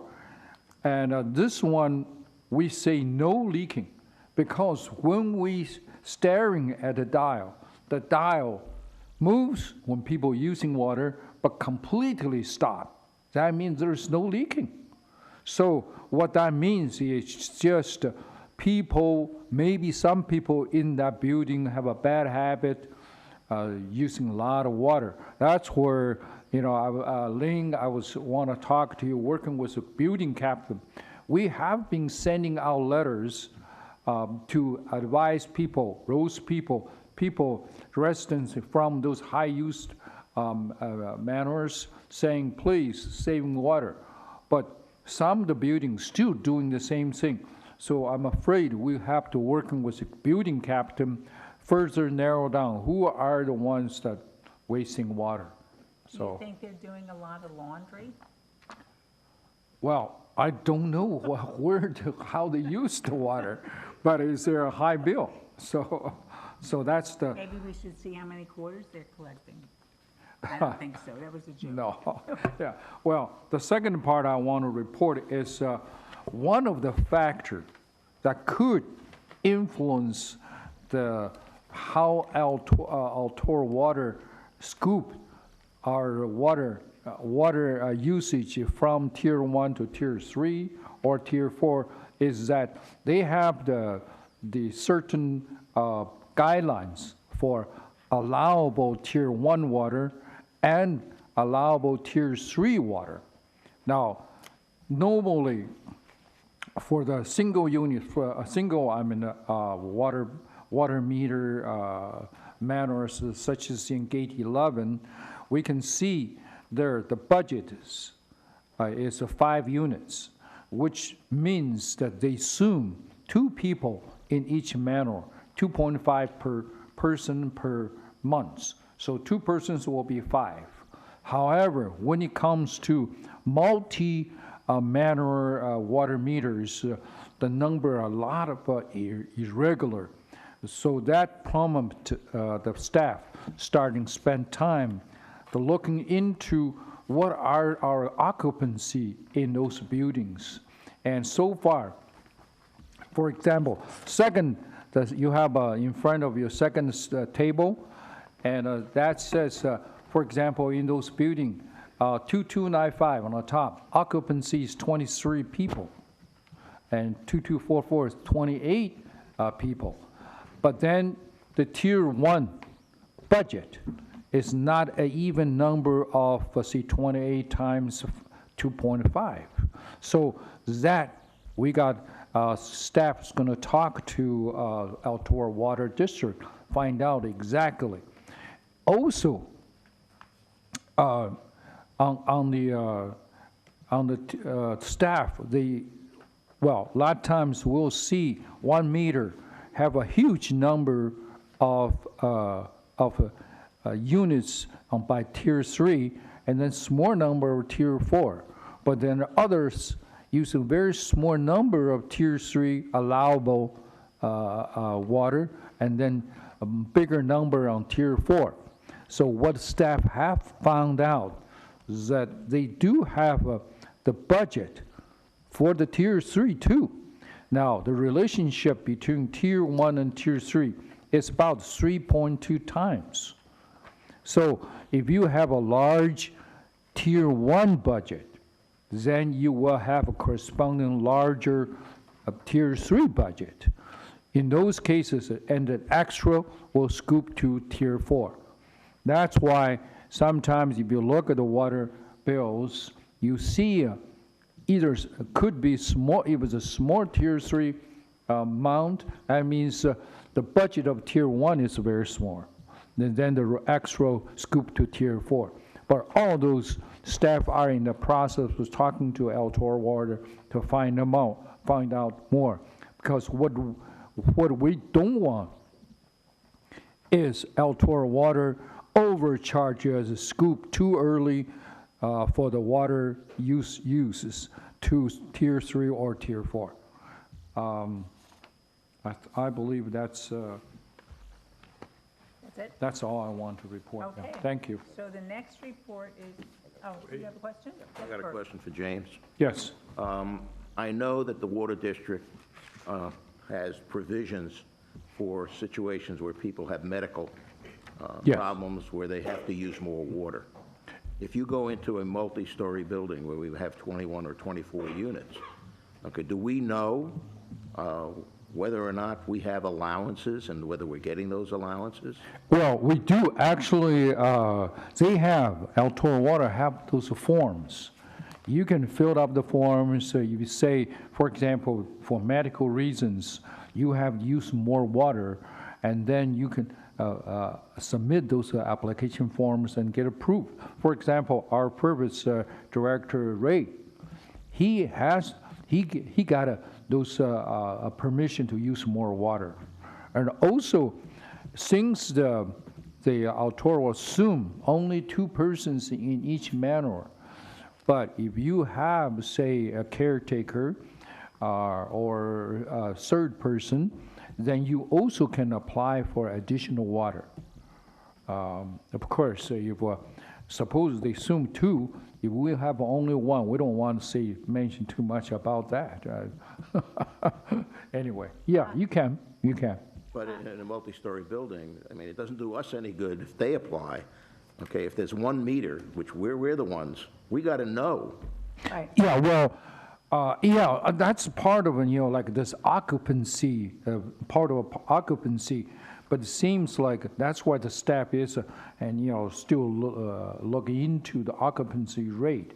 If, say 20 Garden Villa building, a lot of them are 22 units, with the top is, so the 22 times 2 is 44. And then, so if you have, some of them have 350, then perhaps we should provide, apply for them to get more allowance. Yes, that's something we got to also work on. Yes. Thank you. Good question. Do you think that that's something that should be pursued with the Garden Villas? Reminding people, getting copies of the forms Yeah. or something, and next meeting, reminding people that if they have medical Yeah. needs for water, that they should fill this out, but they should also give us a copy of it or something like that. I don't think it's something that we have really done. I know that we ran around with the little blue tablets at one time, but I don't know if we went that way. Yeah. And it might be something that you could put on your next agenda. Yeah, Lynn, perhaps I will write a summary of things to be watch out or to do But- to you Right, first. I think that might be an interesting Yeah. topic. Okay, all right, so we're Thank you. done? Want it in the blast or no? Pardon? No, he could do an article on it if he wants. I don't think it's blast. Blast should be exciting, like Bill's solar update. Okay. Okay, But definitely you can write that. I can- have I a can little write. article for the breeze Yeah. the breeze. versus the blast. Okay. Okay, so now we are ready for Bert to review maintenance and construction. Before I get into just what had transpired at the last meeting. This is just an alert. The next meeting, we're going to have to start thinking about adding two things due to the actions taken by the United Mutual. Okay, one had to do with the parking permits. Which was already on our plan. Yes. Okay, and so that will be addressed, where we will be restricting the number of permits or stickers based upon the number of bedrooms. And That's this. the parking committee is coming forth with that recommendation as well. Secondly is the fact that they raised their laundry fees to $1. And since we have laundry rooms that are very adjacent to a number of United Manors, it would be very simple for United people to come over and use our laundries instead at 50 cents. And we would incur a loss of $1.22 per load. So it behooves us to probably have to raise our rates. Well, and that we asked, I asked Steve, as soon as that happened, to relook at it so that we reinvestigate the charge and the costs and the fact that, so there are a lot of factors around it, so that is definitely on his agenda. As soon as we saw that, we said, we have to do that, look at them from all aspects. Okay. Okay. So, this is kind of synergy here. Why didn't United present to us that they were going to take this action? Because it impacts us.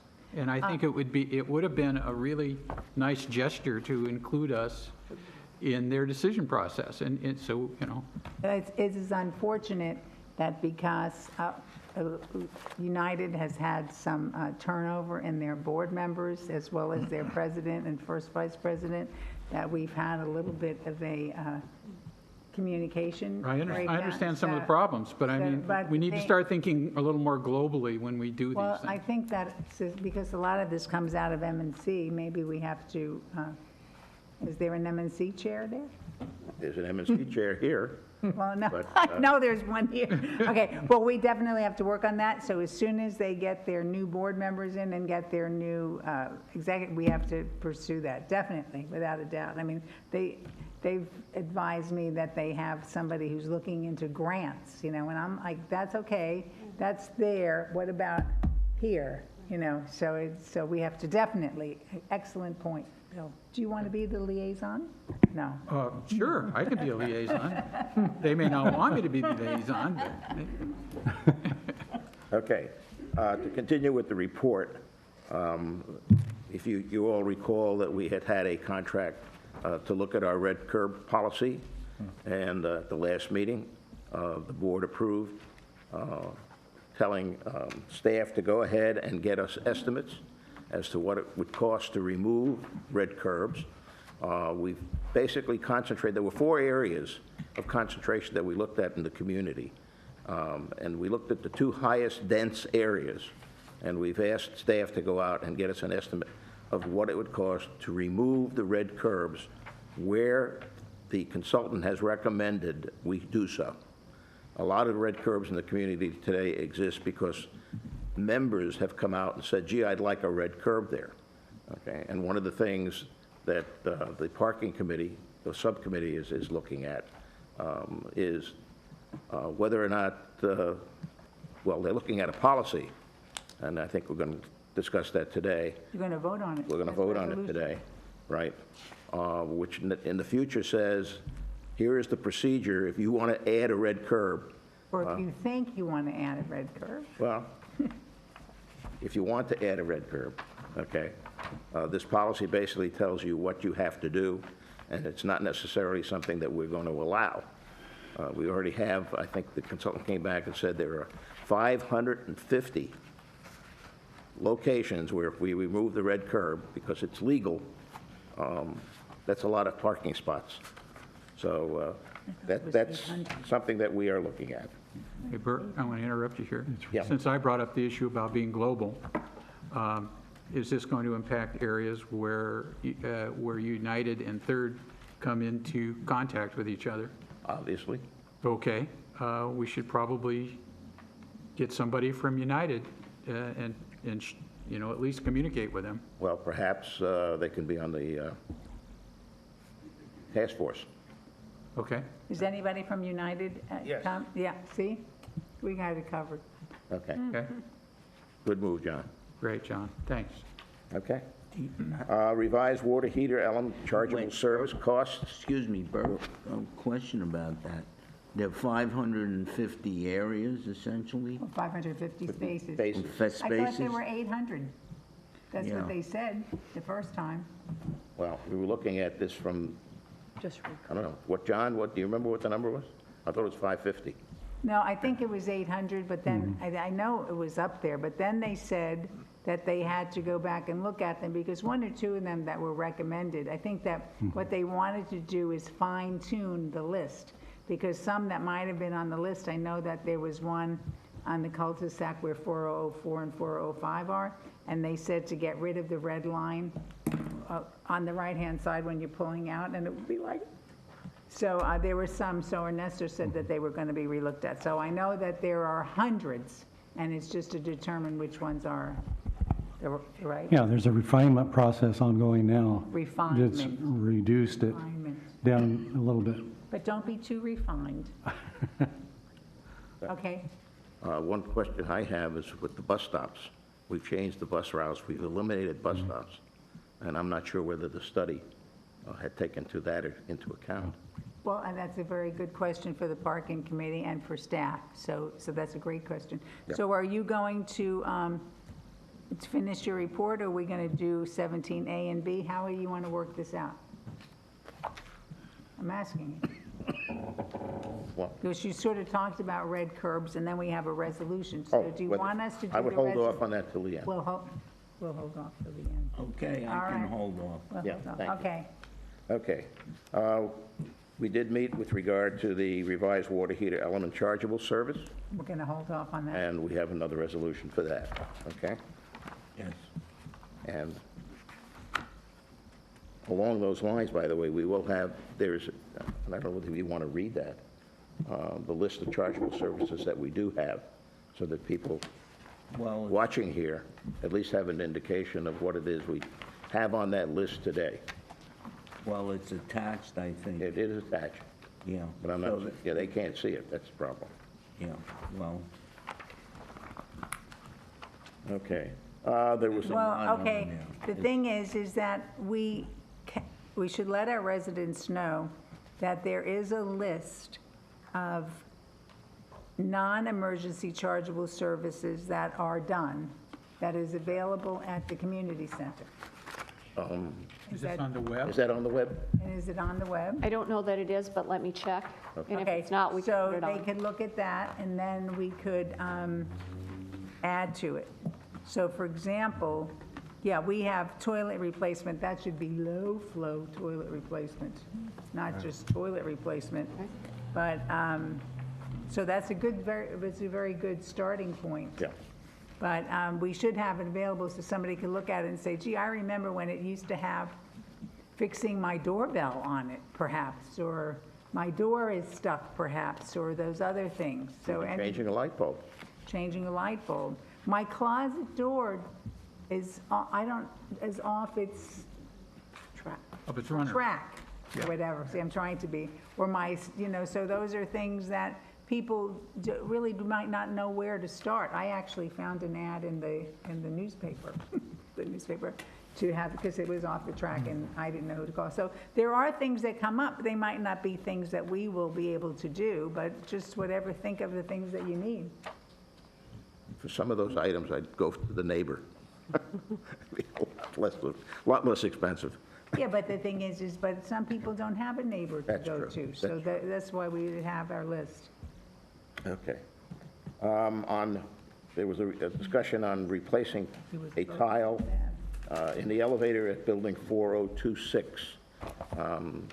We had this policy of cleaning the tiles in the elevators, but unfortunately, that building, the tiles were so cracked that we had to find a way of replacing it. Staff has come up with a vinyl cover, or vinyl tiles, and they showed us a sample. Comment was made that it was a little too light color-wise by the Garden Villa Association, and we've requested that staff come back with a different color, a little more tan. That goes with the, That goes with the walls of the elevator. So we're expecting to see that at the next M&C meeting. Excellent. The paint program schedule is now available, and I do believe that that is on the web. And if it isn't, it should be. Okay. We have looked at the maintenance expenditure report. Let me say this. There are a few of us, in fact, there is a committee now that takes a look at the project logs and takes a look at the maintenance costs and reviews it with staff on a monthly basis. Okay? And so that's why it does not appear here. Right. But actually, at our committee, we looked at the project log, and we actually identified 2 things that we must put into our reserves plan for next year that are M&C, that we do not reserve for at all. And I know one of them off the top of my head, but I don't know both of them, but they're written down in my budget book. Okay. One of them is, and this has to go with the project logs, et cetera, has to do with the sidewalk repair. We don't have a program for that. That is a reserve expenditure. And there was one other one, because as at our meeting, when Ernesto was talking about it, I was writing it in the budget book, because we have to be sure that, maybe we are doing things that we don't need that same amount, but there are other things that are needed. So that was part of your meeting, which was excellent, by the way. You had a great meeting. And we heard from staff with regard to the difference in costs and the copper line replacement relative to using epoxy, or relative to changing it out and going back and replacing copper with copper.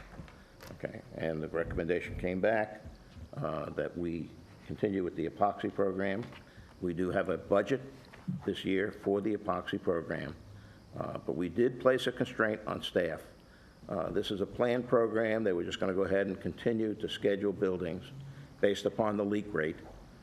We have said that for emergency purposes, only spend up to 80% of that budgeted amount. Okay, so we're reserving basically 20% for emergency situations.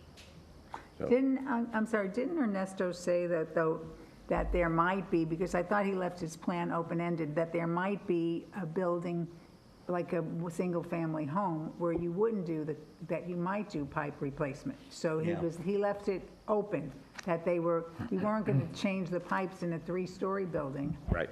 But there were some configurations, but his plan allows. They would make that determination. Right, and his plan allows for both, and it fits within it, and the situation helps him to make the determination, so he looked at that. And it's part of our plan. Yeah, I suggested, they're about the same cost, roughly about $5,000 as I remember it. Right. So it would be possible to try a one-manor building like a Casa Rosa, which has a lot of leaks, and just see how that works, because that's never been done on a full scale in any manner here. Well, and he had that, when we met with him, we Okay. asked him, and he said, so his budget allows for him Okay. to continue the Good. program, and the program would include doing the best program for the particular It's up to building. staff's discretion on how they want to deal with it. Right. Okay. So I think we are ready for the resolutions. Okay.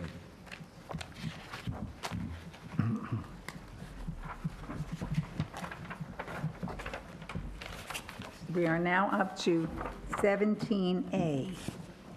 Whereas parking space has come to be at a premium in the mutual, and whereas the Board of Directors wishes to prevent such space from being eliminated without sufficient justification, and whereas there is currently no policy regarding the painting of roadway curbs in the community red, and whereas the Maintenance and Construction Committee recommends that the Board of Directors of Third Laguna Woods Mutual establish policy and procedures for the painting of roadway curbs red in the community, now therefore be it resolved, March 21st, 2017, that the Board of Directors of the corporation hereby approve the red curb request policy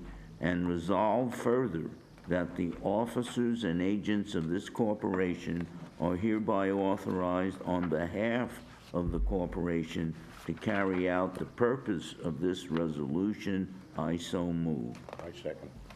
All those in favor?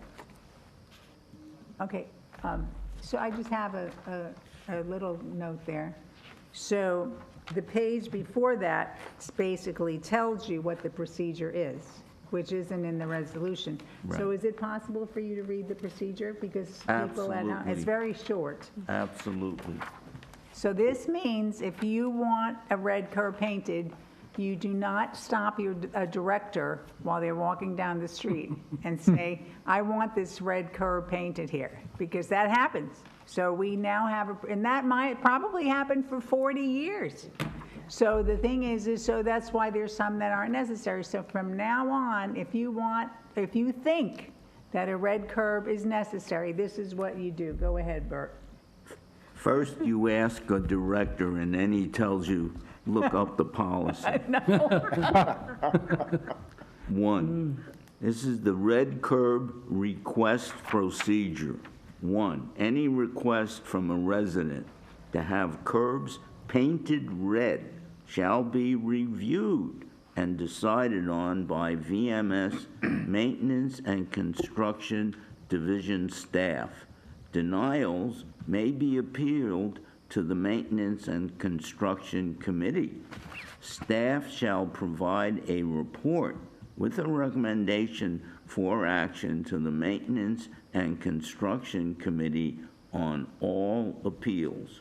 2, staff shall only recommend approval of such a request if A, legal requirements imposed on the mutual, such as fire lanes, etc., require a red curb, or B, a finding is made from an engineering study that such red curb is needed for safety reasons. And that is the key point.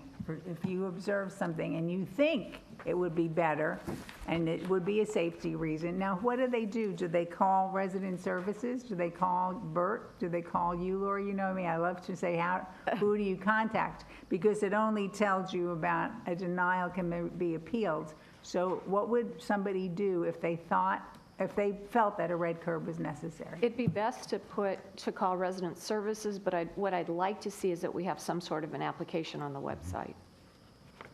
Okay, so for now, they should contact, and people in resident services will know what this call is. To refer to me.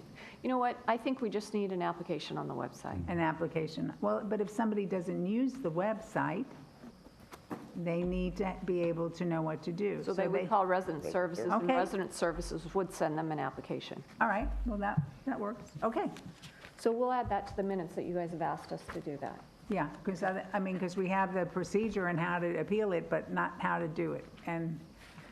But I think there's so many areas that are red curb, so maybe we should have a policy that if you see them removing a red curb and you want it back, that's, oh, God, we're trying to be careful with that one. Okay, so Bert, did we talk about it all before we move on? A lot We didn't about- vote on it. Oh, we did. We did vote. We didn't vote? All right. Yes, we did, Okay. because I spoke after we voted. All right. Just to remind Yes, her. it did, we did. Did you let everybody know that do we approve it? It's already approved, the waistline thing. Did we go over that at our last meeting? Your big waistline program that you're doing? Oh, that was a closed meeting. I know, but the thing is it was a closed meeting determining the contract, but the fact that you're going to start doing it is exciting news for the community. Is it not? No, it's not. It's going to be today. But the thing is it's budgeted, so it's approved. All right, then I'll say that. This afternoon in our closed meeting, we're voting to spend the money that is already budgeted to do On a contract. a contract for waistline. Epoxy program. So, and I believe United is already doing that, and we really told the community, this is an area, you know, we do interior intake lines. Look, I'm getting such to be an engineer. You mean supply lines? So we do supply lines, but we don't do Waste lines. waste lines. And the waste lines is a new program. We have the budget, and we've reviewed it all, and we're going to just finalize it, but that's the new program that's starting, and that's very exciting. That's both interior and exterior now. Right. We do both. We do both now. I think at United, they were doing exterior and not interior, so now we've got that together. Okay, so the next thing on our agenda is the report of the Architectural Control and Standards Committee. No, we have another, oh gosh. Resolution. Excuse me, another resolution. Yeah, this is 17B. All right, I'm sorry, 17B. You have to read all that? I better get a drink of water. Whereas on October 20th, 2015, the Board of Directors adopted Resolution 0315156, which reestablished the delivery, of non-emergency chargeable services and approved the schedule for non-emergency maintenance chargeable services, and whereas the service charge for all maintenance chargeable services was increased to $25, and whereas the board established a $25 permit processing fee for work that requires a City of Laguna Woods building permit, and whereas the board approved a $15 service charge to be charged when the mutual member or representative is not home for a scheduled appointment and fails to cancel in advance, and whereas on July 21st, 2015, the Board of Directors approved amending the schedule for non-emergency maintenance chargeable services to include the replacement of manor toilets, whereas on March 21st, 2017, the Board of Directors approved amending the schedule for non-emergency maintenance chargeable services to include water heater maintenance and element replacement.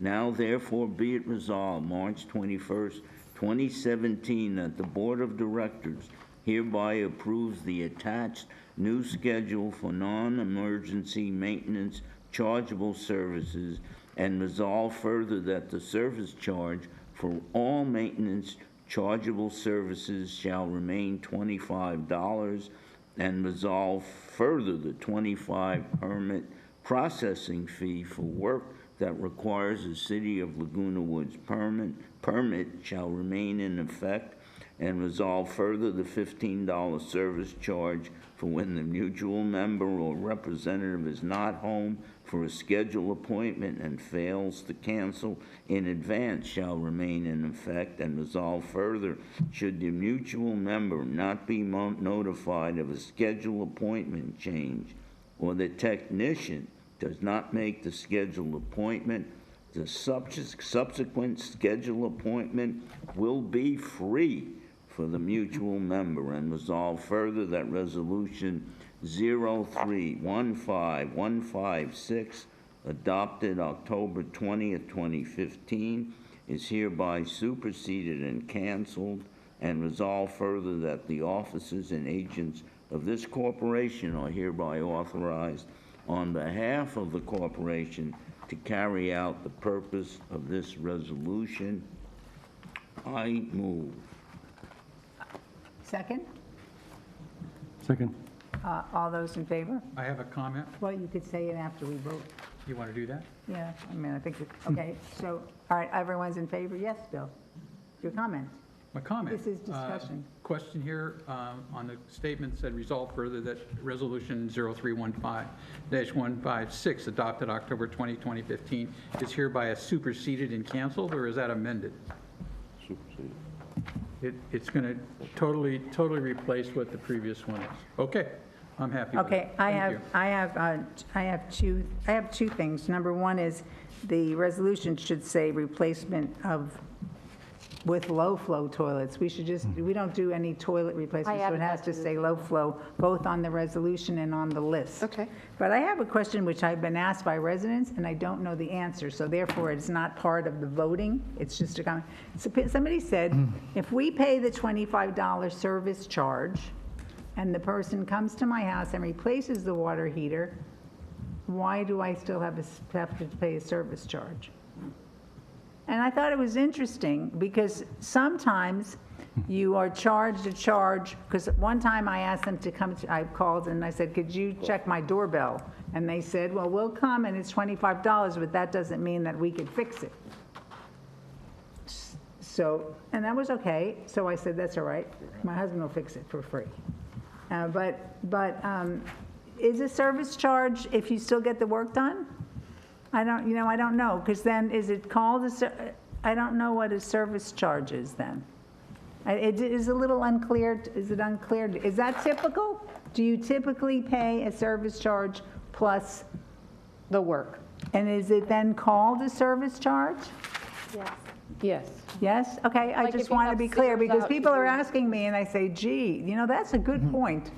So, yes? Well, if you read the staff report on page 204, 17B, it tells you that these fees are based, the total fee is based on a flat service charge of $25 plus time and materials for work performed. And I think that's the way it's generally handled. Right. Okay, well then I have to, so then what is the $25 for? For arriving at your place. So then the For getting late- so- into their okay. vehicle. So for getting You're there. talking about diagnostic.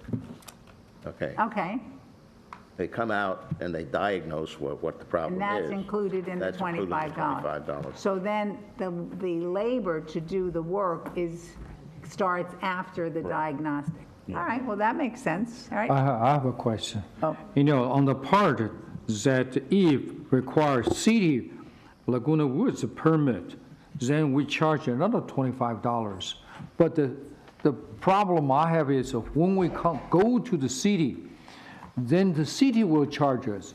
Is that a duplication or too much? Now I remember 3 years ago, if I have tried to make a refit windows, Doesn't make sense. and then there's actually no need for permit, whether it's in our community or city. But now, if you want to refit your window, you got to need a permit of both our community and the city. So that's just layers of And charges. that's a very good point, and we shouldn't be doing that layering, so that's something that we have, because we have had some confusion with that. Yeah. So we shouldn't be There's double something charging. missing. There's something missing from that line where it says, it's the third whereas, where it says the board established a $25 permit processing fee for work that requires a City of Laguna Woods building permit. That should only be if it's standalone, because then, well, that doesn't even make sense either. Because if they need a permit from both, they're going to pay us the alteration fee anyway. We don't need the $25 Well, on so top then of that has it. to be corrected? Right. Yes. So That's then we extra. voted on something that has to be corrected. Can we correct it now? Do we have to re-vote? Is this 30 days or? This doesn't have 30 days. Did we actually vote on this, or did we just have it seconded No, we voted. before? We voted the whole. Can we move this to the end of the meeting, and I'll give a quick call to Ernesto? Can we move this to the end of the meeting and go back? So we have to then have a motion that says we want to readdress this because we can't. So, Okay, I'll make a motion to the end of the meeting? Okay, I'll make a motion. okay, second? All right, because we have two questions. I have questions on it. I have a question though, but is on plumbing, you know how if somebody wants to change something, they have to have someone come out to turn off the water? Yes. Is that on, I don't see that on the list. Is it on the list? It says valve service, toilet, water heater repair. So we have to have water turn off. That is, so that should be a charge. It's a But charge. that could be an emergency too. Okay, This is for non-emergency. all right. Well, it doesn't have to be Audit funds is emergency, because if you non-emergency. want to have your fixtures changed or That's something. true. So, but the real problem that Let we me have check. there is people say, why am I paying $25 to have him come out? And then we charge in addition for them turning off the water. Let me check on it. I'll ask them that question. Because they're not diagnosing anything, and then do we charge them again? This is something that was way before this board, and then if they want the water turned back on, do we have to pay again? That seems very not good, so we have to fix that. Yes, Bert? If we're replacing a water heater, okay, that $25 would be included. I don't think it's double 25. I don't know. The So I think- $25 to turn off the water essentially is if I hired a plumber. But they charge you more than the 25. They charge you 25, and then they charge you a water turn-off charge. I think we have to be very... No. Yeah. I've hired a plumber to replace my hot water heater, separate. I didn't use your service. Right. Okay. Then I had to pay the $25 to have the city come out, the staff come out to turn off the water. No, they had to pay, you have to pay a $25 service charge, and I think they charge also a turn-off charge. We have to check to see where is the, I've heard that, I've had that complaint. We have to just be clear as to what it should be. If it's $25 to turn off the water, then there's no, it's just a turn-off charge, there's no service charge, it's just that. Or the 25, the service charge is that. I think it's unclear. I think some people might charge $25 all of the time, and then the thing extra, so we need that clarified. It just needs clarification. We had a complaint from one of the residents who said he was charged variable fees for turning off the water. He lived in a three-story, yes. Variable fees. Now Yes, he that's- said it depended, he was charged different rates, and they told him it was because where they were coming from or something like that. And I can give you his name, and he came before the board and talked about it. This, May I comment on that, please? From what I recall, the charge is to turn off has always been when an outside plumber comes to your place to do work, right, Yeah. not when BMS comes. no, right, yeah. But the thing is they paying to turn the water off and a service fee, or just to turn the water off? And do they pay to turn the water on? I don't know. I think we need that, because that is a constant thing. That's a thing that happens a lot. Probably one of can I the most comment on frequent that? things. Yes, Steve? Yeah, it seems to me that if you're going to have anything dealing with water, work that's done, that's inherently embedded with the trade of a plumber. So why is it considered separate? It doesn't make sense. If I have a plumber coming out, he knows how to turn off and on the water. Well, we don't allow people from the outside to turn off. No, I'm talking about inside. Oh, inside, that's inside. part of the Yeah. job. No, we're talking about Okay. outside. So I don't see where I it's think- separated. I don't think it is. It is, Okay. I don't think it's different if they come from the outside. And Yeah. if people, Yeah. very often, we have had people not wanting our staff to turn it off, and a lot of the things are rather old, and they'll break, different things have happened, which are pretty disastrous. One comment. Name and It's my number, please. Marvin Rowich, 5510 3B.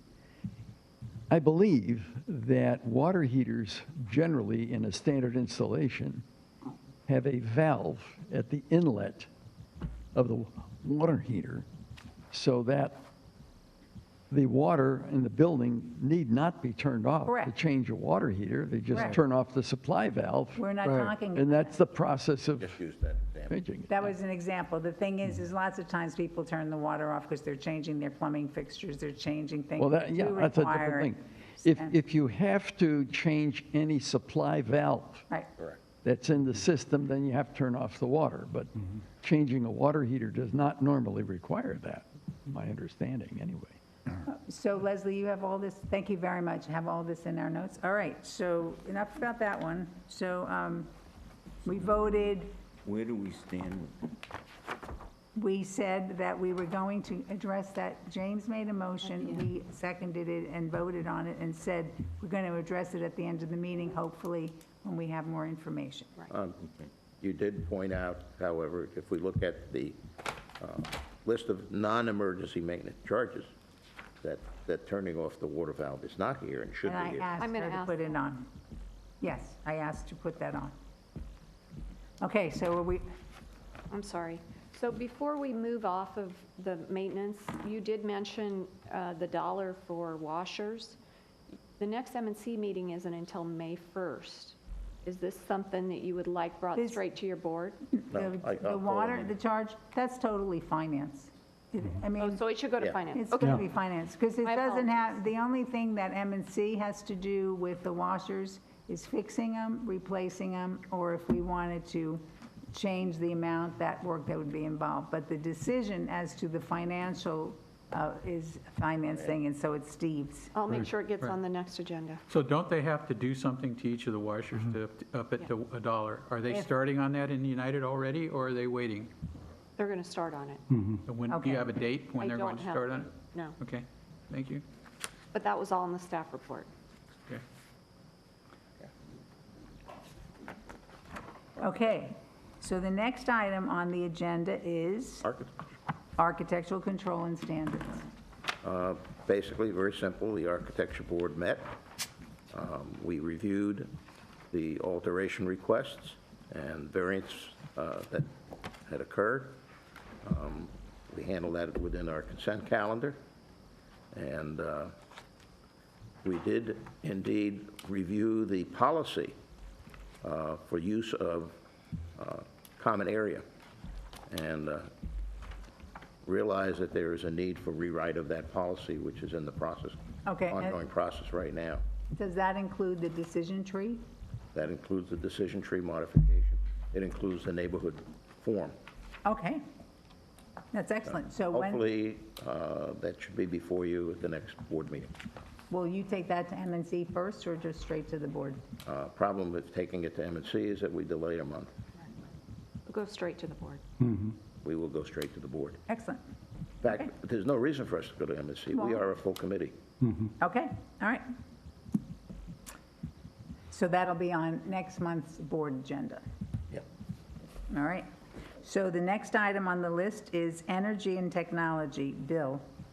Yeah, I hope I make this short. We did not have a third Mutual Energy Committee meeting in March. We are going to have one on the first Tuesday of April, which I believe is April 4th. It'll be at 10 a.m. And you're all invited. It's always an interesting committee meeting. I will bring you up to date on a few things that are going on with the energy. The Garden Villa emergency light fixture that we're going to put in the 4010, I talked to Mark, the last I talked to Mark, that hasn't been done. Hopefully it'll be done soon, so some of us can go over and look and do a test to make sure those lights work. Walkway lighting pilot, I'll review that. Bert and I went out, about 4 or 5 weeks ago and looked at the installation that was done over by outside of Gate 5. And one of the walkway lights was very short and really wasn't an improvement at all. And the other one was about 3 feet tall, and it really did throw some light on there. So we're really happy with that. We have to do some, we're probably going to have to walk all the walkways to see where we're going to have to put these lights. It's a little more complicated than just saying we're going to replace every light and light fixture. This was solar? This Is that walkway lighting solar? This walkway lighting is not solar, but that said, Bert, that was a good segue.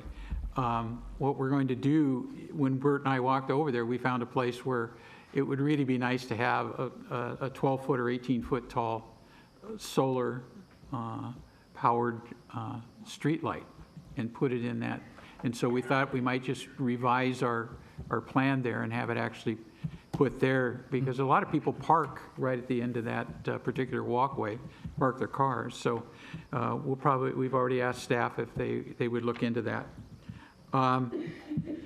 Regarding solar LED street lighting, we do not have a second one. It was never put on Sociega. I think Mark Stahl has been really consumed with the solar project, which I will talk about at the end here.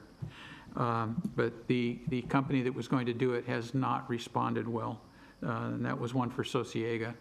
We still have the light on Farrow, which is over by Gate 10, over by the towers. If you're ever interested in driving, it's between Paseo del Lago West and Sociega. It's a little short one-block street. You can go there at night, and it's working pretty well. It's getting enough light. Street light outage report. That's been given to SCE. Ernesto wrote a letter. Ernesto Munoz wrote a letter. It turns out that we just discovered that we have a new representative. This is about the 6th or 7th representative we've had in this last 3 to 5 years. They change all the time. A woman named Carolee Darnell is now looking into this. She was not aware that we had the backlog of 6 months in some of these lights. Again, left hand knowing what the right hand's doing. So Ernesto's letter hopefully has built a fire under SCE to get those lights functioning again. I don't know about the EV decal. Well, Lori's walking away. No, she isn't walking far. Oh, okay. I'll come back to that, okay? The other thing that, then I'll talk about the solar.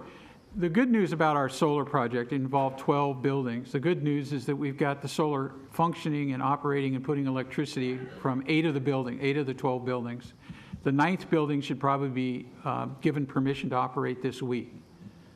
The problem is with 3 buildings. We don't know and have asked for 6 months to have Edison give us a map of the transformers for the other 3 buildings.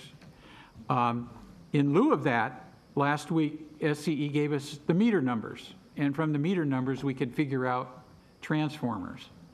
Okay? We're kind of doing this backwards.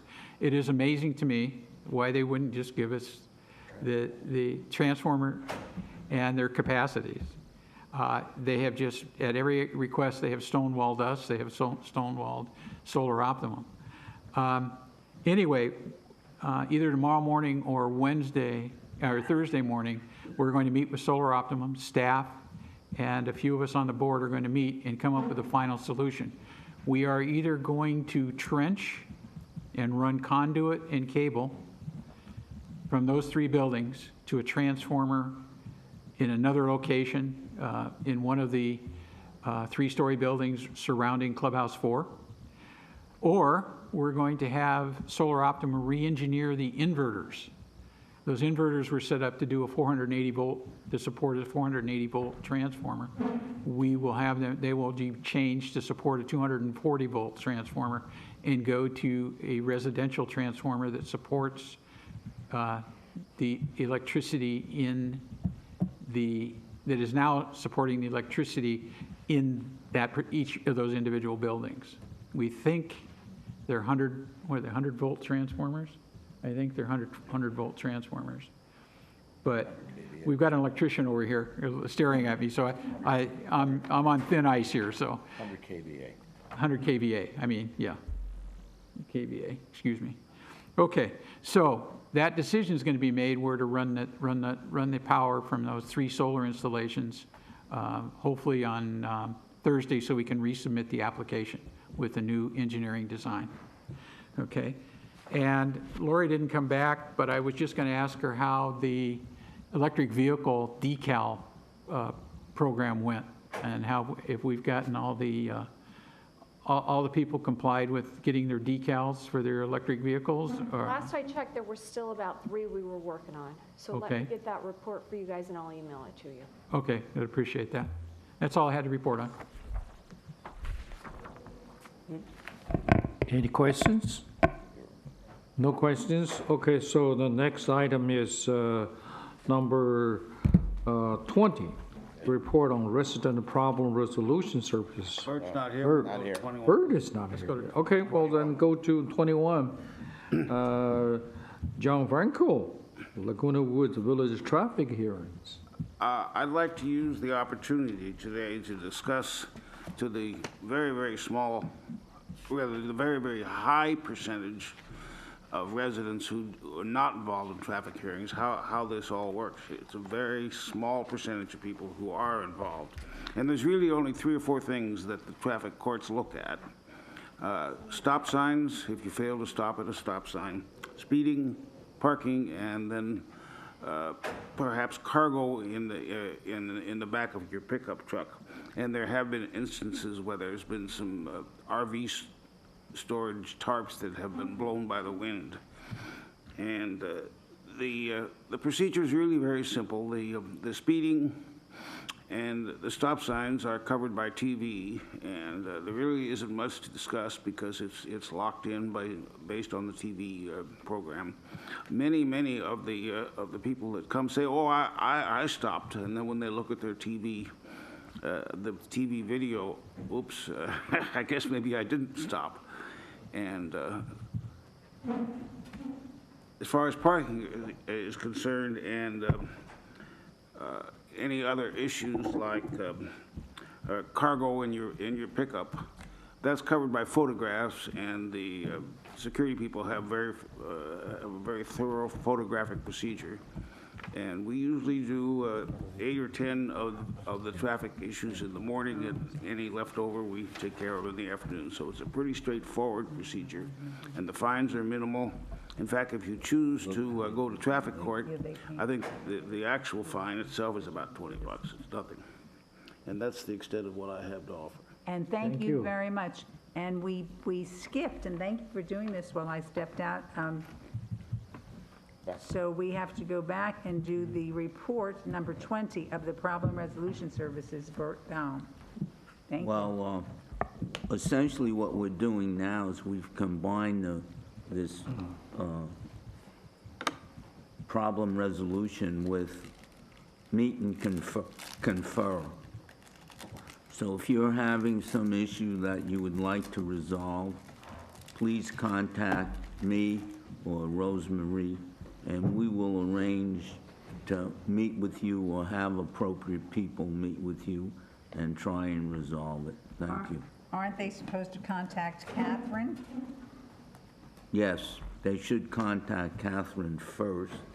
Because Catherine schedules the appointments for us. Yes, good point. And Catherine, and we don't have Catherine's phone number handy, but I bet I have it right here in my trusty little phone, so I can hopefully find her name.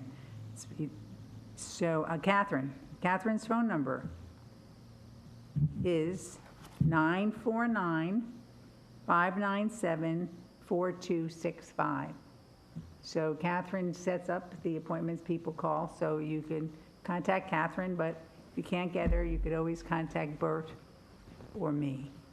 Thank you. It might be possible we could even solve your problem over the phone. Thank you, Bert. You're welcome. The next thing is the report of the Communications Committee. Bert? Okay. I'd say the main focus that what we're doing and trying to do new is come up with brochures to help the residents, particularly in the newer areas that we're changing. So we're working on a care provider brochure, and actually there are going to be two aspects to it. One is for the resident to know what to do if he wants a care provider or she wants a care provider. There is a new policy, it's a little more involved. And the second brochure, well, and related, is information for people who are caregivers, what they have to do to meet our standards, to meet the new policy. So we've had some delays with staff because of illness problems, but I hope we can finish that up. We also are working on a brochure for move in and move out. A lot of people don't realize what they have to do. We're trying to make sure it's done in an orderly fashion because we've had problems, particularly in the 3-story building, with people who are moving in and don't arrange pads on the elevators. And also when they move in and move out, they can damage the furniture in the lobbies. So we want to heighten that and have a brochure to tell people what they can do. And the other aspect that we're still working on, we continue to refine, is the new resident orientation. We have them now every other month in the evening. So we generally we will have one at 9 o'clock on a Friday morning, on the third Friday. This is held in the community center.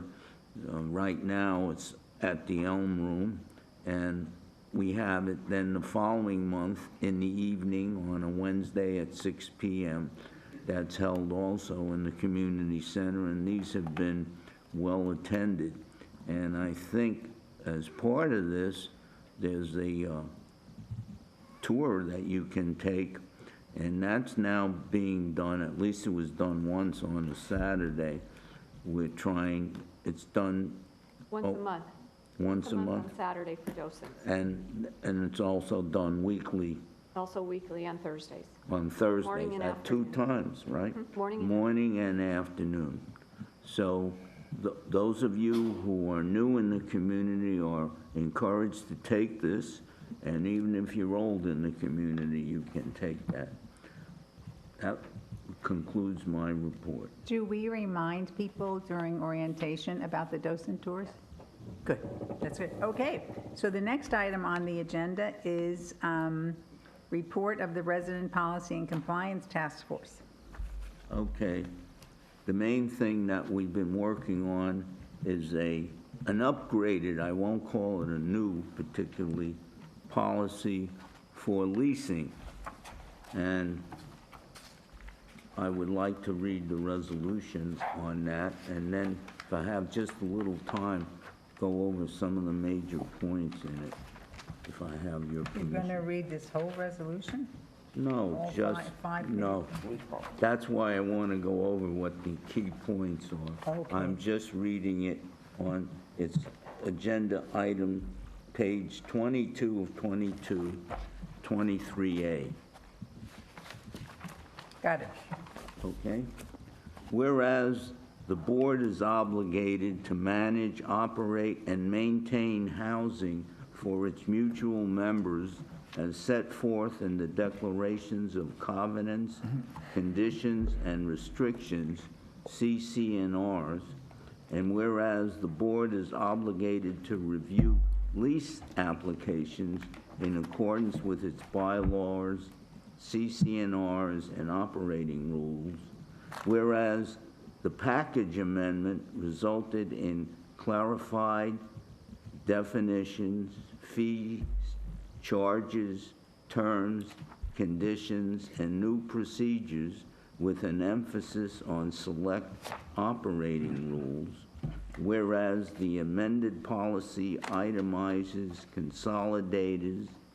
consolidates, and addresses several areas in order to present one master document, facilitate member leases, and protect the corporation. Now, therefore, be it resolved, May 16th, 2017, that the board of this corporation hereby approves the lease policy and forms attached, and resolve further that the managing agent is hereby directed to disseminate this information to the realty community serving Laguna Woods Village, Laguna Woods, and resolve further that the policy shall be put into effect June 1st, 2017, and resolve further that the officers and agents of this corporation are hereby authorized on behalf of the corporation to carry out the purpose of this resolution. I move. Do I have a second? Second. Any discussion? Yes. Yes. Do we have prior leasing policies? Because if we do, this is very extensive, and we should have the statement about it superseding prior policy. And we do have prior policies in writing? Yeah. We do. Okay, so then we have to have that. Lori? Yes, we need to say, help me here, Leslie, where does it go? It would be in resolve for this policy. You would have to Put it in before that. Right here. We call it the amended policy. If you look at the fourth paragraph, I'm we sorry, refer to it as the amended policy The fourth what? of the fourth whereas under the resolution. Wouldn't you say this amended policy? Yes. Instead of the This amended amended policy? policy itemizes, consolidates, and addresses So several then areas. it's really an amended policy, not a... Right, We but ought we're to say that this amends. Yeah, Right. which he did. It actually like is this. not amended No, it's because not a we threw resolution the, that it amends. You're only saying whereas. We now have to say, Resolve. resolve that. Okay. So what is it going to say, please? it is actually a brand new, it is a new policy because we're getting rid of the old one. It is So new? it supersedes it?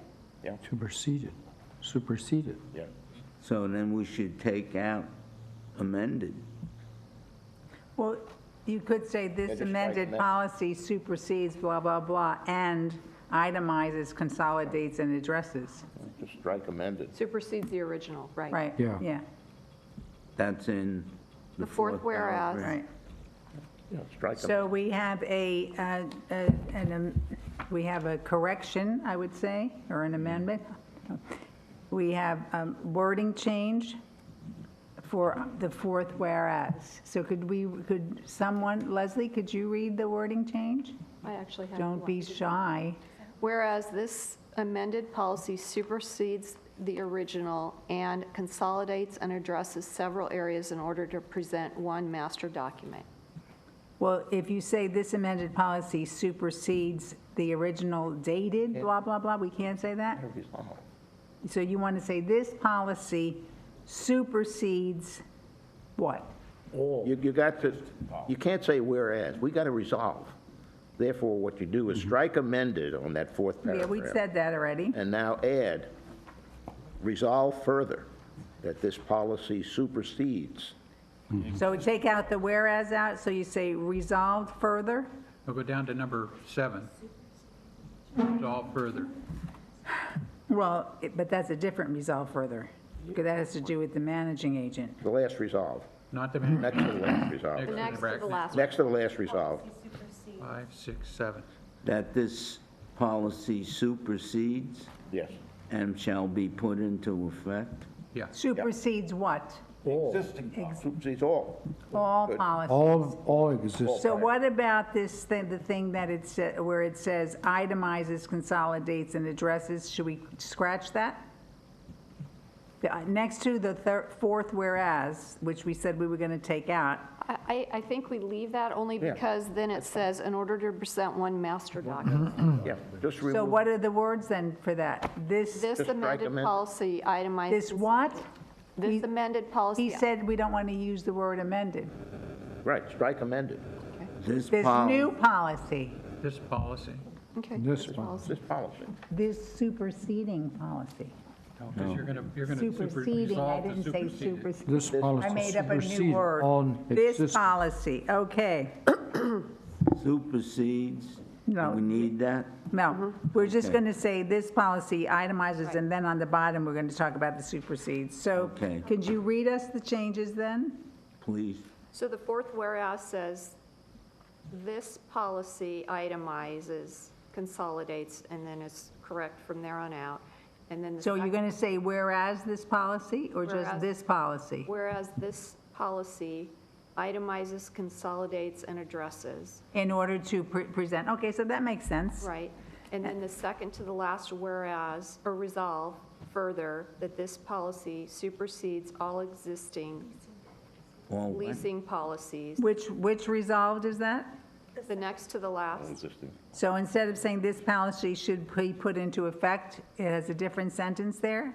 The sentence says what? that this policy supersedes all existing leasing policies and shall be put into effect June 1st, Okay, 2017. all right, so that is an amended resolution. We need a motion to approve the amended. move. Second?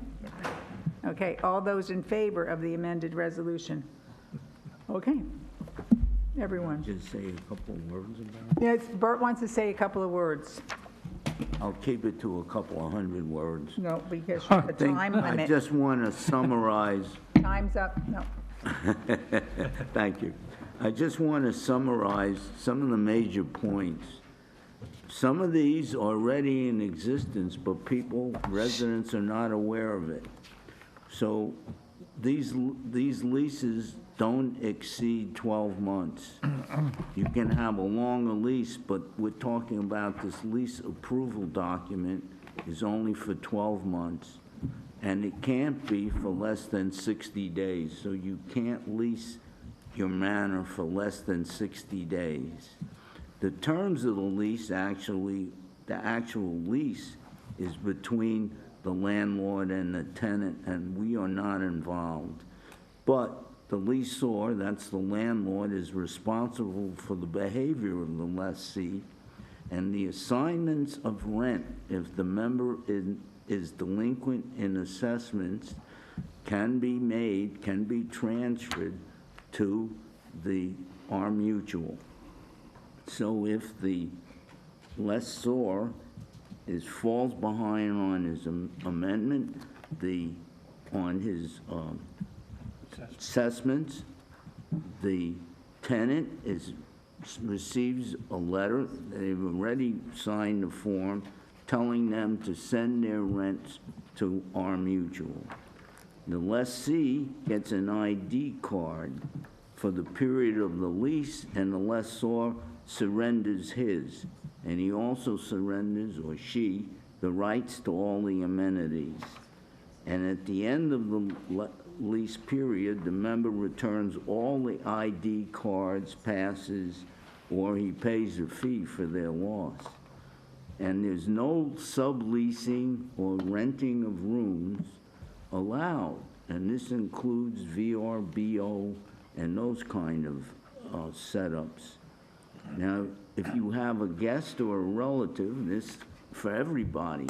If it's a tenant or a resident, you can have no guests for more than 60 days a year. And there's no business or commercial venture allowed in these manors.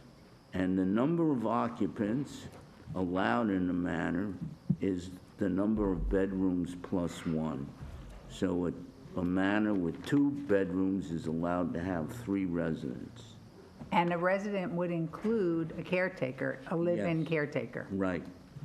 And in terms of what the lessee is required to do, he's required to submit his proof of age or her proof of age, proof of identity, a criminal background check, and a credit score.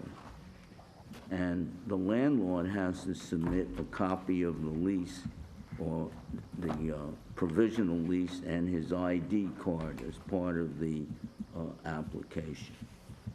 Thank you. And other than the fact that we certainly did not do this to create busy work, the primary reason why we took upon our committees the reviewing of the leasing policy was because we find there are some leases that people are leasing, it's not even in the records anymore. The lease is for 10 years, 20 years, the person doesn't live there anymore, their daughter moved. I mean, it's just way too loose. So we are just trying to bring it into where there's knowledge for our security purposes of who's living here. And so that is the purpose. If anybody has any comments about this, it cannot be approved until May at our board meeting. But yes, your name and manor number, please, resident. Ed McGill, 23902C. On procedure. And which page is this? Page 14 to 22. Okay. This information is the responsibility of the leaseor member to get from the potential leasee. Is that correct? Yes, I would say, but I could be, yes. Okay. The Department of Justice criminal background report for each leasee. And that is also the responsibility of the leaseor, correct? Yes. Yes. And is that done for each and every year that the person resides there? I would say that's an excellent question, Ed, but I think that, you know, it's one of these, it could be a real burden on the owner to do that every year. But on the other side, could the person who's renting go out and commit a crime? But, you know, but all of our residents, all of our owners could be running out committing you. crimes. 22% were check on, the other 78, we don't care. No, we're not, no, we didn't say that. So I No, I would say did. it should be part of the original leasing agreement. That's how I read it. No, but that's not how it was talked about at the task force meeting. It was stated there that that would have to be done every year, not just the renewal of it, but the renewal package, that a criminal background check would have to be submitted for each renewal. And if it's only going to be renewed on a yearly basis, there's no more 3 or 5 year leases or anything. And if there were to be, then it would fall under the $170 statute of payment as versus the one that is now missing, or the one that was modified to say 70 or 170. So my question really boils down to, if we're going to do the Department of Justice criminal background report and the FICO score submitted by the leaseor from either TransUnion, Experian, or Equifax, if that is going to be required every year for every lease that is written. So, That was a question. okay. And I gave you what I believe the answer should be, but what you're really stating is this policy is not clear, because it does not state it one way or another. We're not stating, no, I mean, it seems to me that the renewal, how a renewal is not definitive, is it? We haven't really tackled that. So that's a good point. So we'd have to then address that. And that's why we ask you always to come to our meetings and our board meeting, because your input is valuable. I'd be interested if Pam has a comment on that. Is she here? Did she run away? That's the reason for 30-day delay. I'm sorry? That's the reason for the delay. It gives No, but, people an opportunity to come forward. right, because it's, I think, Well, in truth, the renewal should not be as challenging and arduous as the original application. Is that what you're basically, what is your feeling, Ed? Well, that is mine, yeah, because Okay. now we're requiring, in my building, have an 86 and a 92-year-old woman, and we're going to check on her every year to make sure We she didn't is say that qualified. we are. We said, you brought up a wonderful point, and we have to make sure that our renewal package, our renewal program is not arduous and that it makes total sense for the community. And there is a next meeting scheduled for that meeting so that I can attend and find out what the answer to my question Well, is. the thing is that your input is very valuable, so we're going to talk to Pam, and we have to May to approve this, so we'll bring it back to our next meeting with that in it. Are we voting to pass it and agree that it passed today, or? No. No. We're just talking about it today. We have a motion on the floor, and we're discussing it. We're not voting yet. So we're probably going to say, James will do his favorite, the decision on this should be delayed to our next meeting where we have more information. Why me all the time? Okay, the other question I have, the other clarification I need is I have one in my building and one in the adjoining building that are owner residents, and they have a leased space in those same buildings that they live in. In other words, which is legal. I mean, they're Not leasing a out. space in the unit that they live in. You mean another unit? Yeah, not the unit they live in, but in the building. Right, okay, They have a that- space for lease that is occupied. And they are privy to some of this information now. Needless to say, there's no joy there. But this question was being asked by me for them, is when and what are they going to get in order to comply to this? In other words, they knew nothing about it. Well, it doesn't become effective until June, as it's written. And for some of these reports, depending on how we have to get them, what does that mean? In other words, I think that- they can't get it in a matter of days. We discussed that. I think you can get the criminal background check fairly rapidly. Okay, but what I hear you saying. Where we go- is- yeah. Where is you're gonna get all that- communication. So I would say that has to be something that is done by staff, and all people who are renters, the people who own the units, The leaseholders. the leaseors, they would have to be notified that there are changes in policy. If they have an existing lease that's going on that isn't up, they would be notified that we have a new policy, but then they would be given time to do this for a year, but not, if they have a 5-year lease, they would have to be notified when, at the end of the year. Like, say their 5-year lease ends September 14th of 4 years from now. We wouldn't wait till then, and the anniversary, 1-year anniversary date, we would make sure we get the information to them.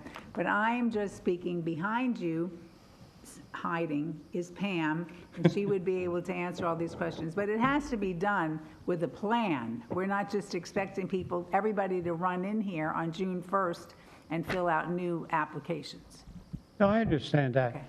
But They have a permit now, so when that expires, or we would give them a year, and then they would renew it. No, I understand that. I think what I'm addressing, and you and I have talked about this also, is getting the word. This is a big thing for owners as well as lessees, and they know nothing about it. I know, they go to the meeting. Again, I didn't go to the communications meeting to give my 2 cents, but that's what it involves, is how do they ever find out until they get that notice saying, this is the new policy?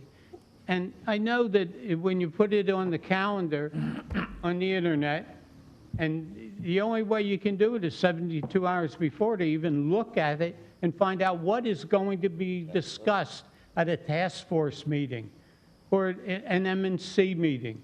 I mean, it's difficult for somebody to say, well, come to the meeting.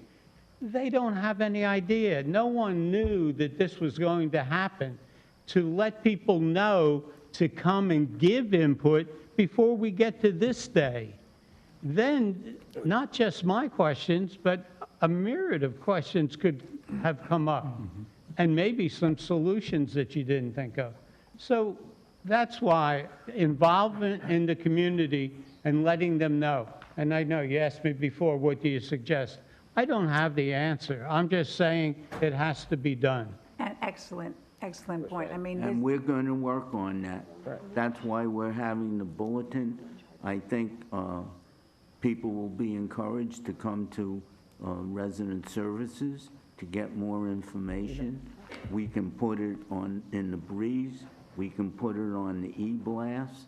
We have ways to try and communicate, and we're going to try and do it the best way we can. I agree. And I think one of those pages in the Breeze or the Village News, there should be a page, whether it be one for United Mutual, explaining what is in the wind.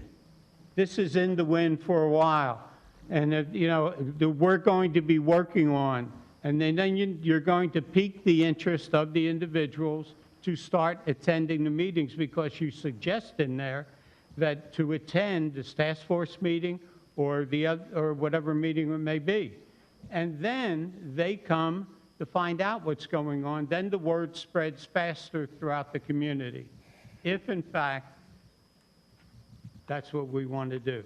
Which, of course, you know is what we want to do. Of course, there was never a doubt in my mind. So therefore, we appreciate it. Thank you. Bert? Thank you.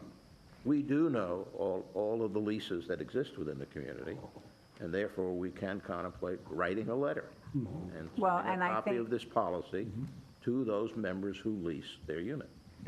And that should be part of, we have to go, but Pam has to have an execution plan, or how we're going to get this done plan, and I don't know if she has it now.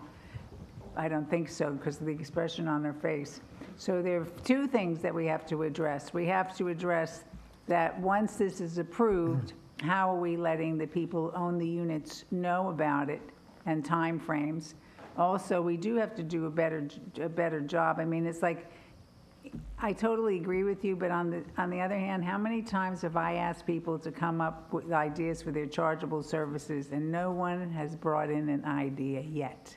So we keep trying, and maybe we should put that in the blast, but we certainly don't ever want to do anything that's a secret, and we want to make sure that we get the input, because And I've talked about this on Channel 6. I'm going to talk about it tomorrow. Again and again. But I think the renewal part is really very good, and the execution plan. So those are two things we got just from your standing up there, so thank you. You should be on the board. He looked at me like he didn't know who I was when I said that. All right, so yes, Pam, do you have any answers for any of Ed's questions? I have a couple. Mr. McGill had a very good point. I'll speak to the annual renewals.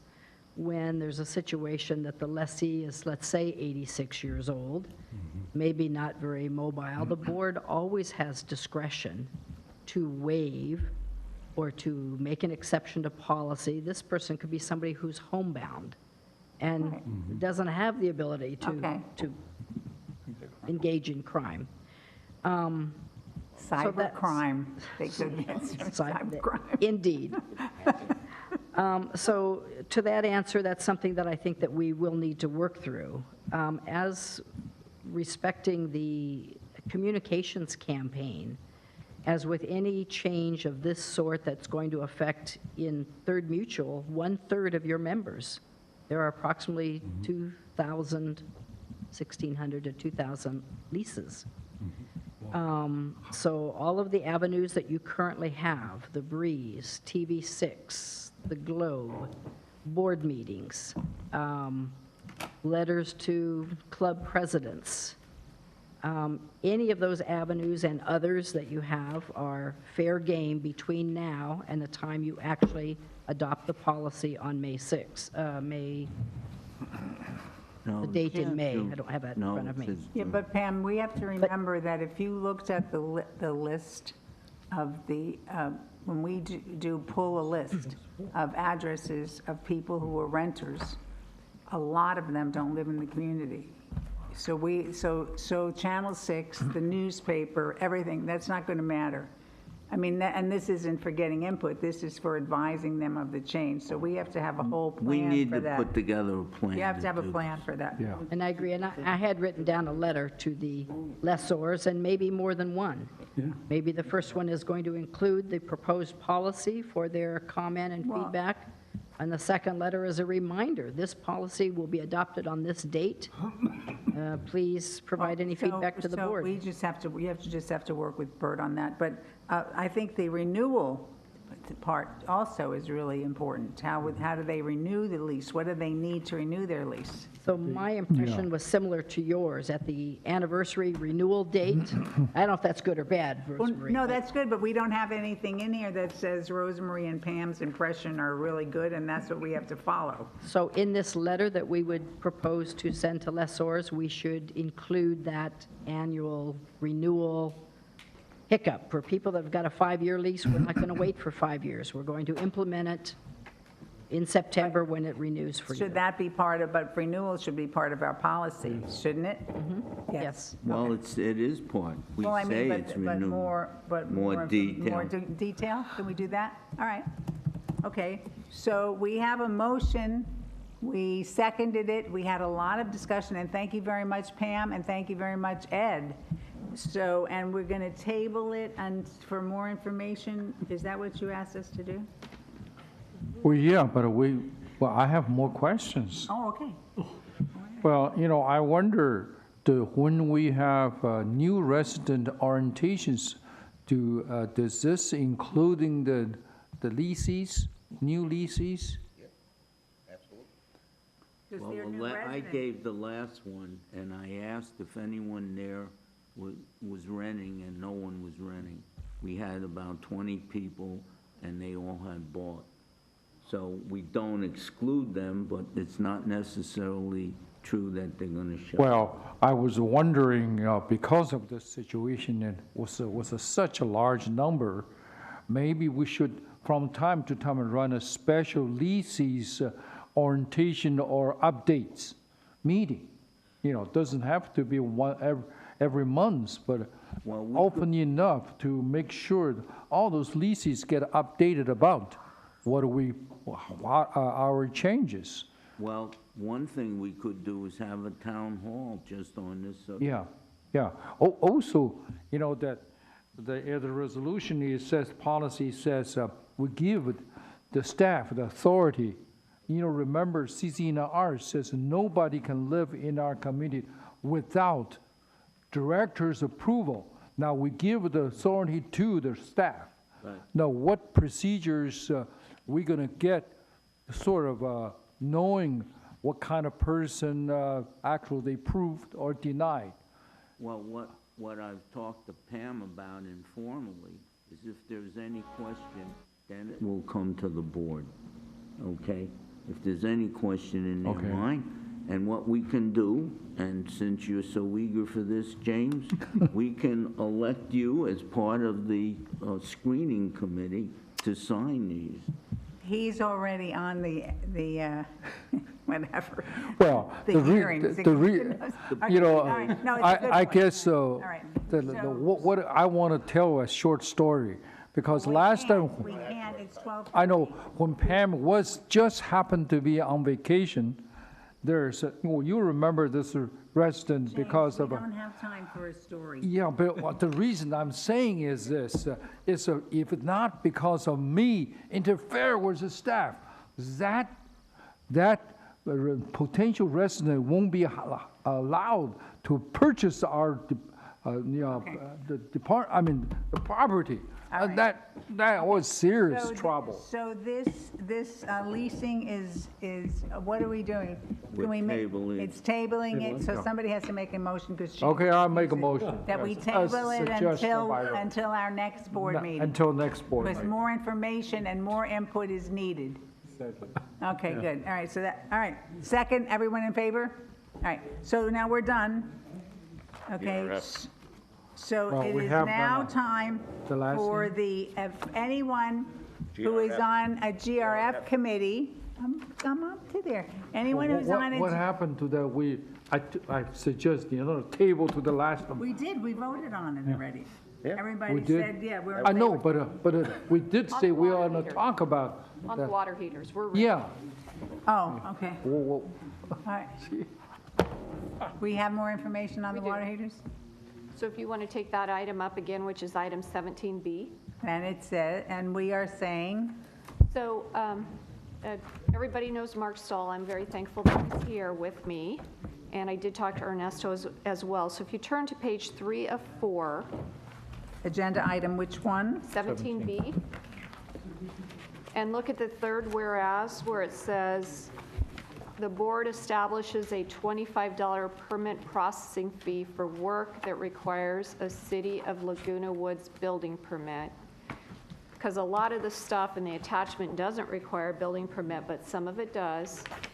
So then we would add after building permit, if VMS pulls the permit, semicolon, and.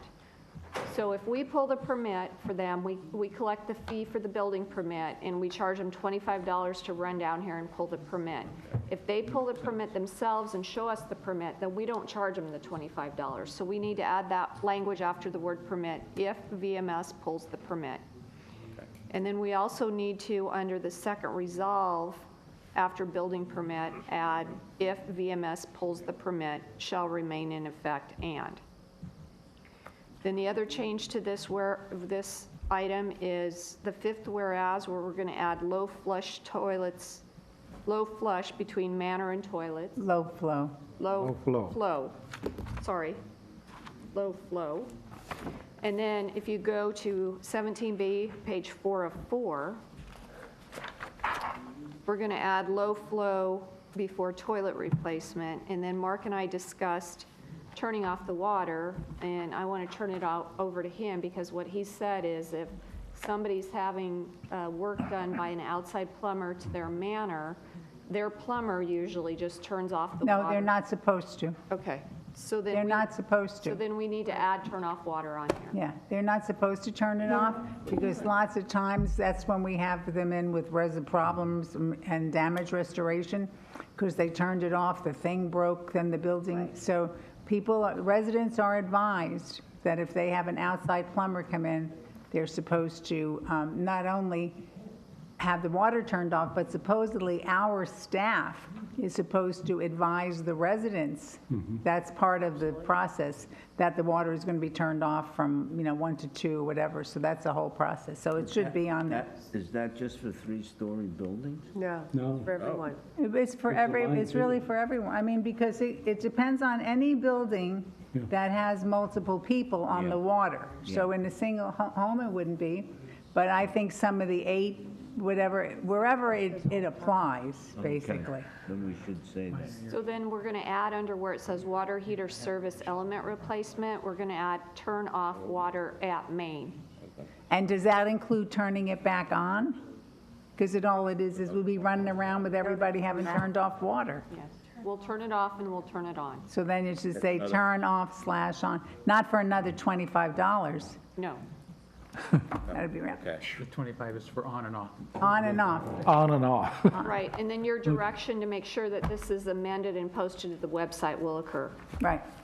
Okay, so we're done. All right, so now, all right, if you are on a GRF committee and there is something important for you to highlight us with, please, this is your opportunity. Vote on this, I'm Oh, sorry. we have to vote on that? Okay, do we have a motion to approve the amended resolution? So move. Okay, second? All those in favor? All right. Okay, so now I'm going to start again. I'm going to start with Bert this time. Nothing. Bill? Nothing. Nothing. One thing, I know things could have changed, but when I was on VMS, we were starting to develop a list of chargeable services not otherwise considered. They may have dispensed with it, they may keep working on it. But they had like 5 or 6 items already there for suggestions. We've talked about it enough, maybe they could share it with us. Yeah, so you could share it with us. Okay, That's all. Don, anything? Jules, you were at CIC and you have nothing to report? Not now. All right. Annette? Nothing. Susie? No? Okay. Do I say this meeting is adjourned or it's recessed? No, you're not.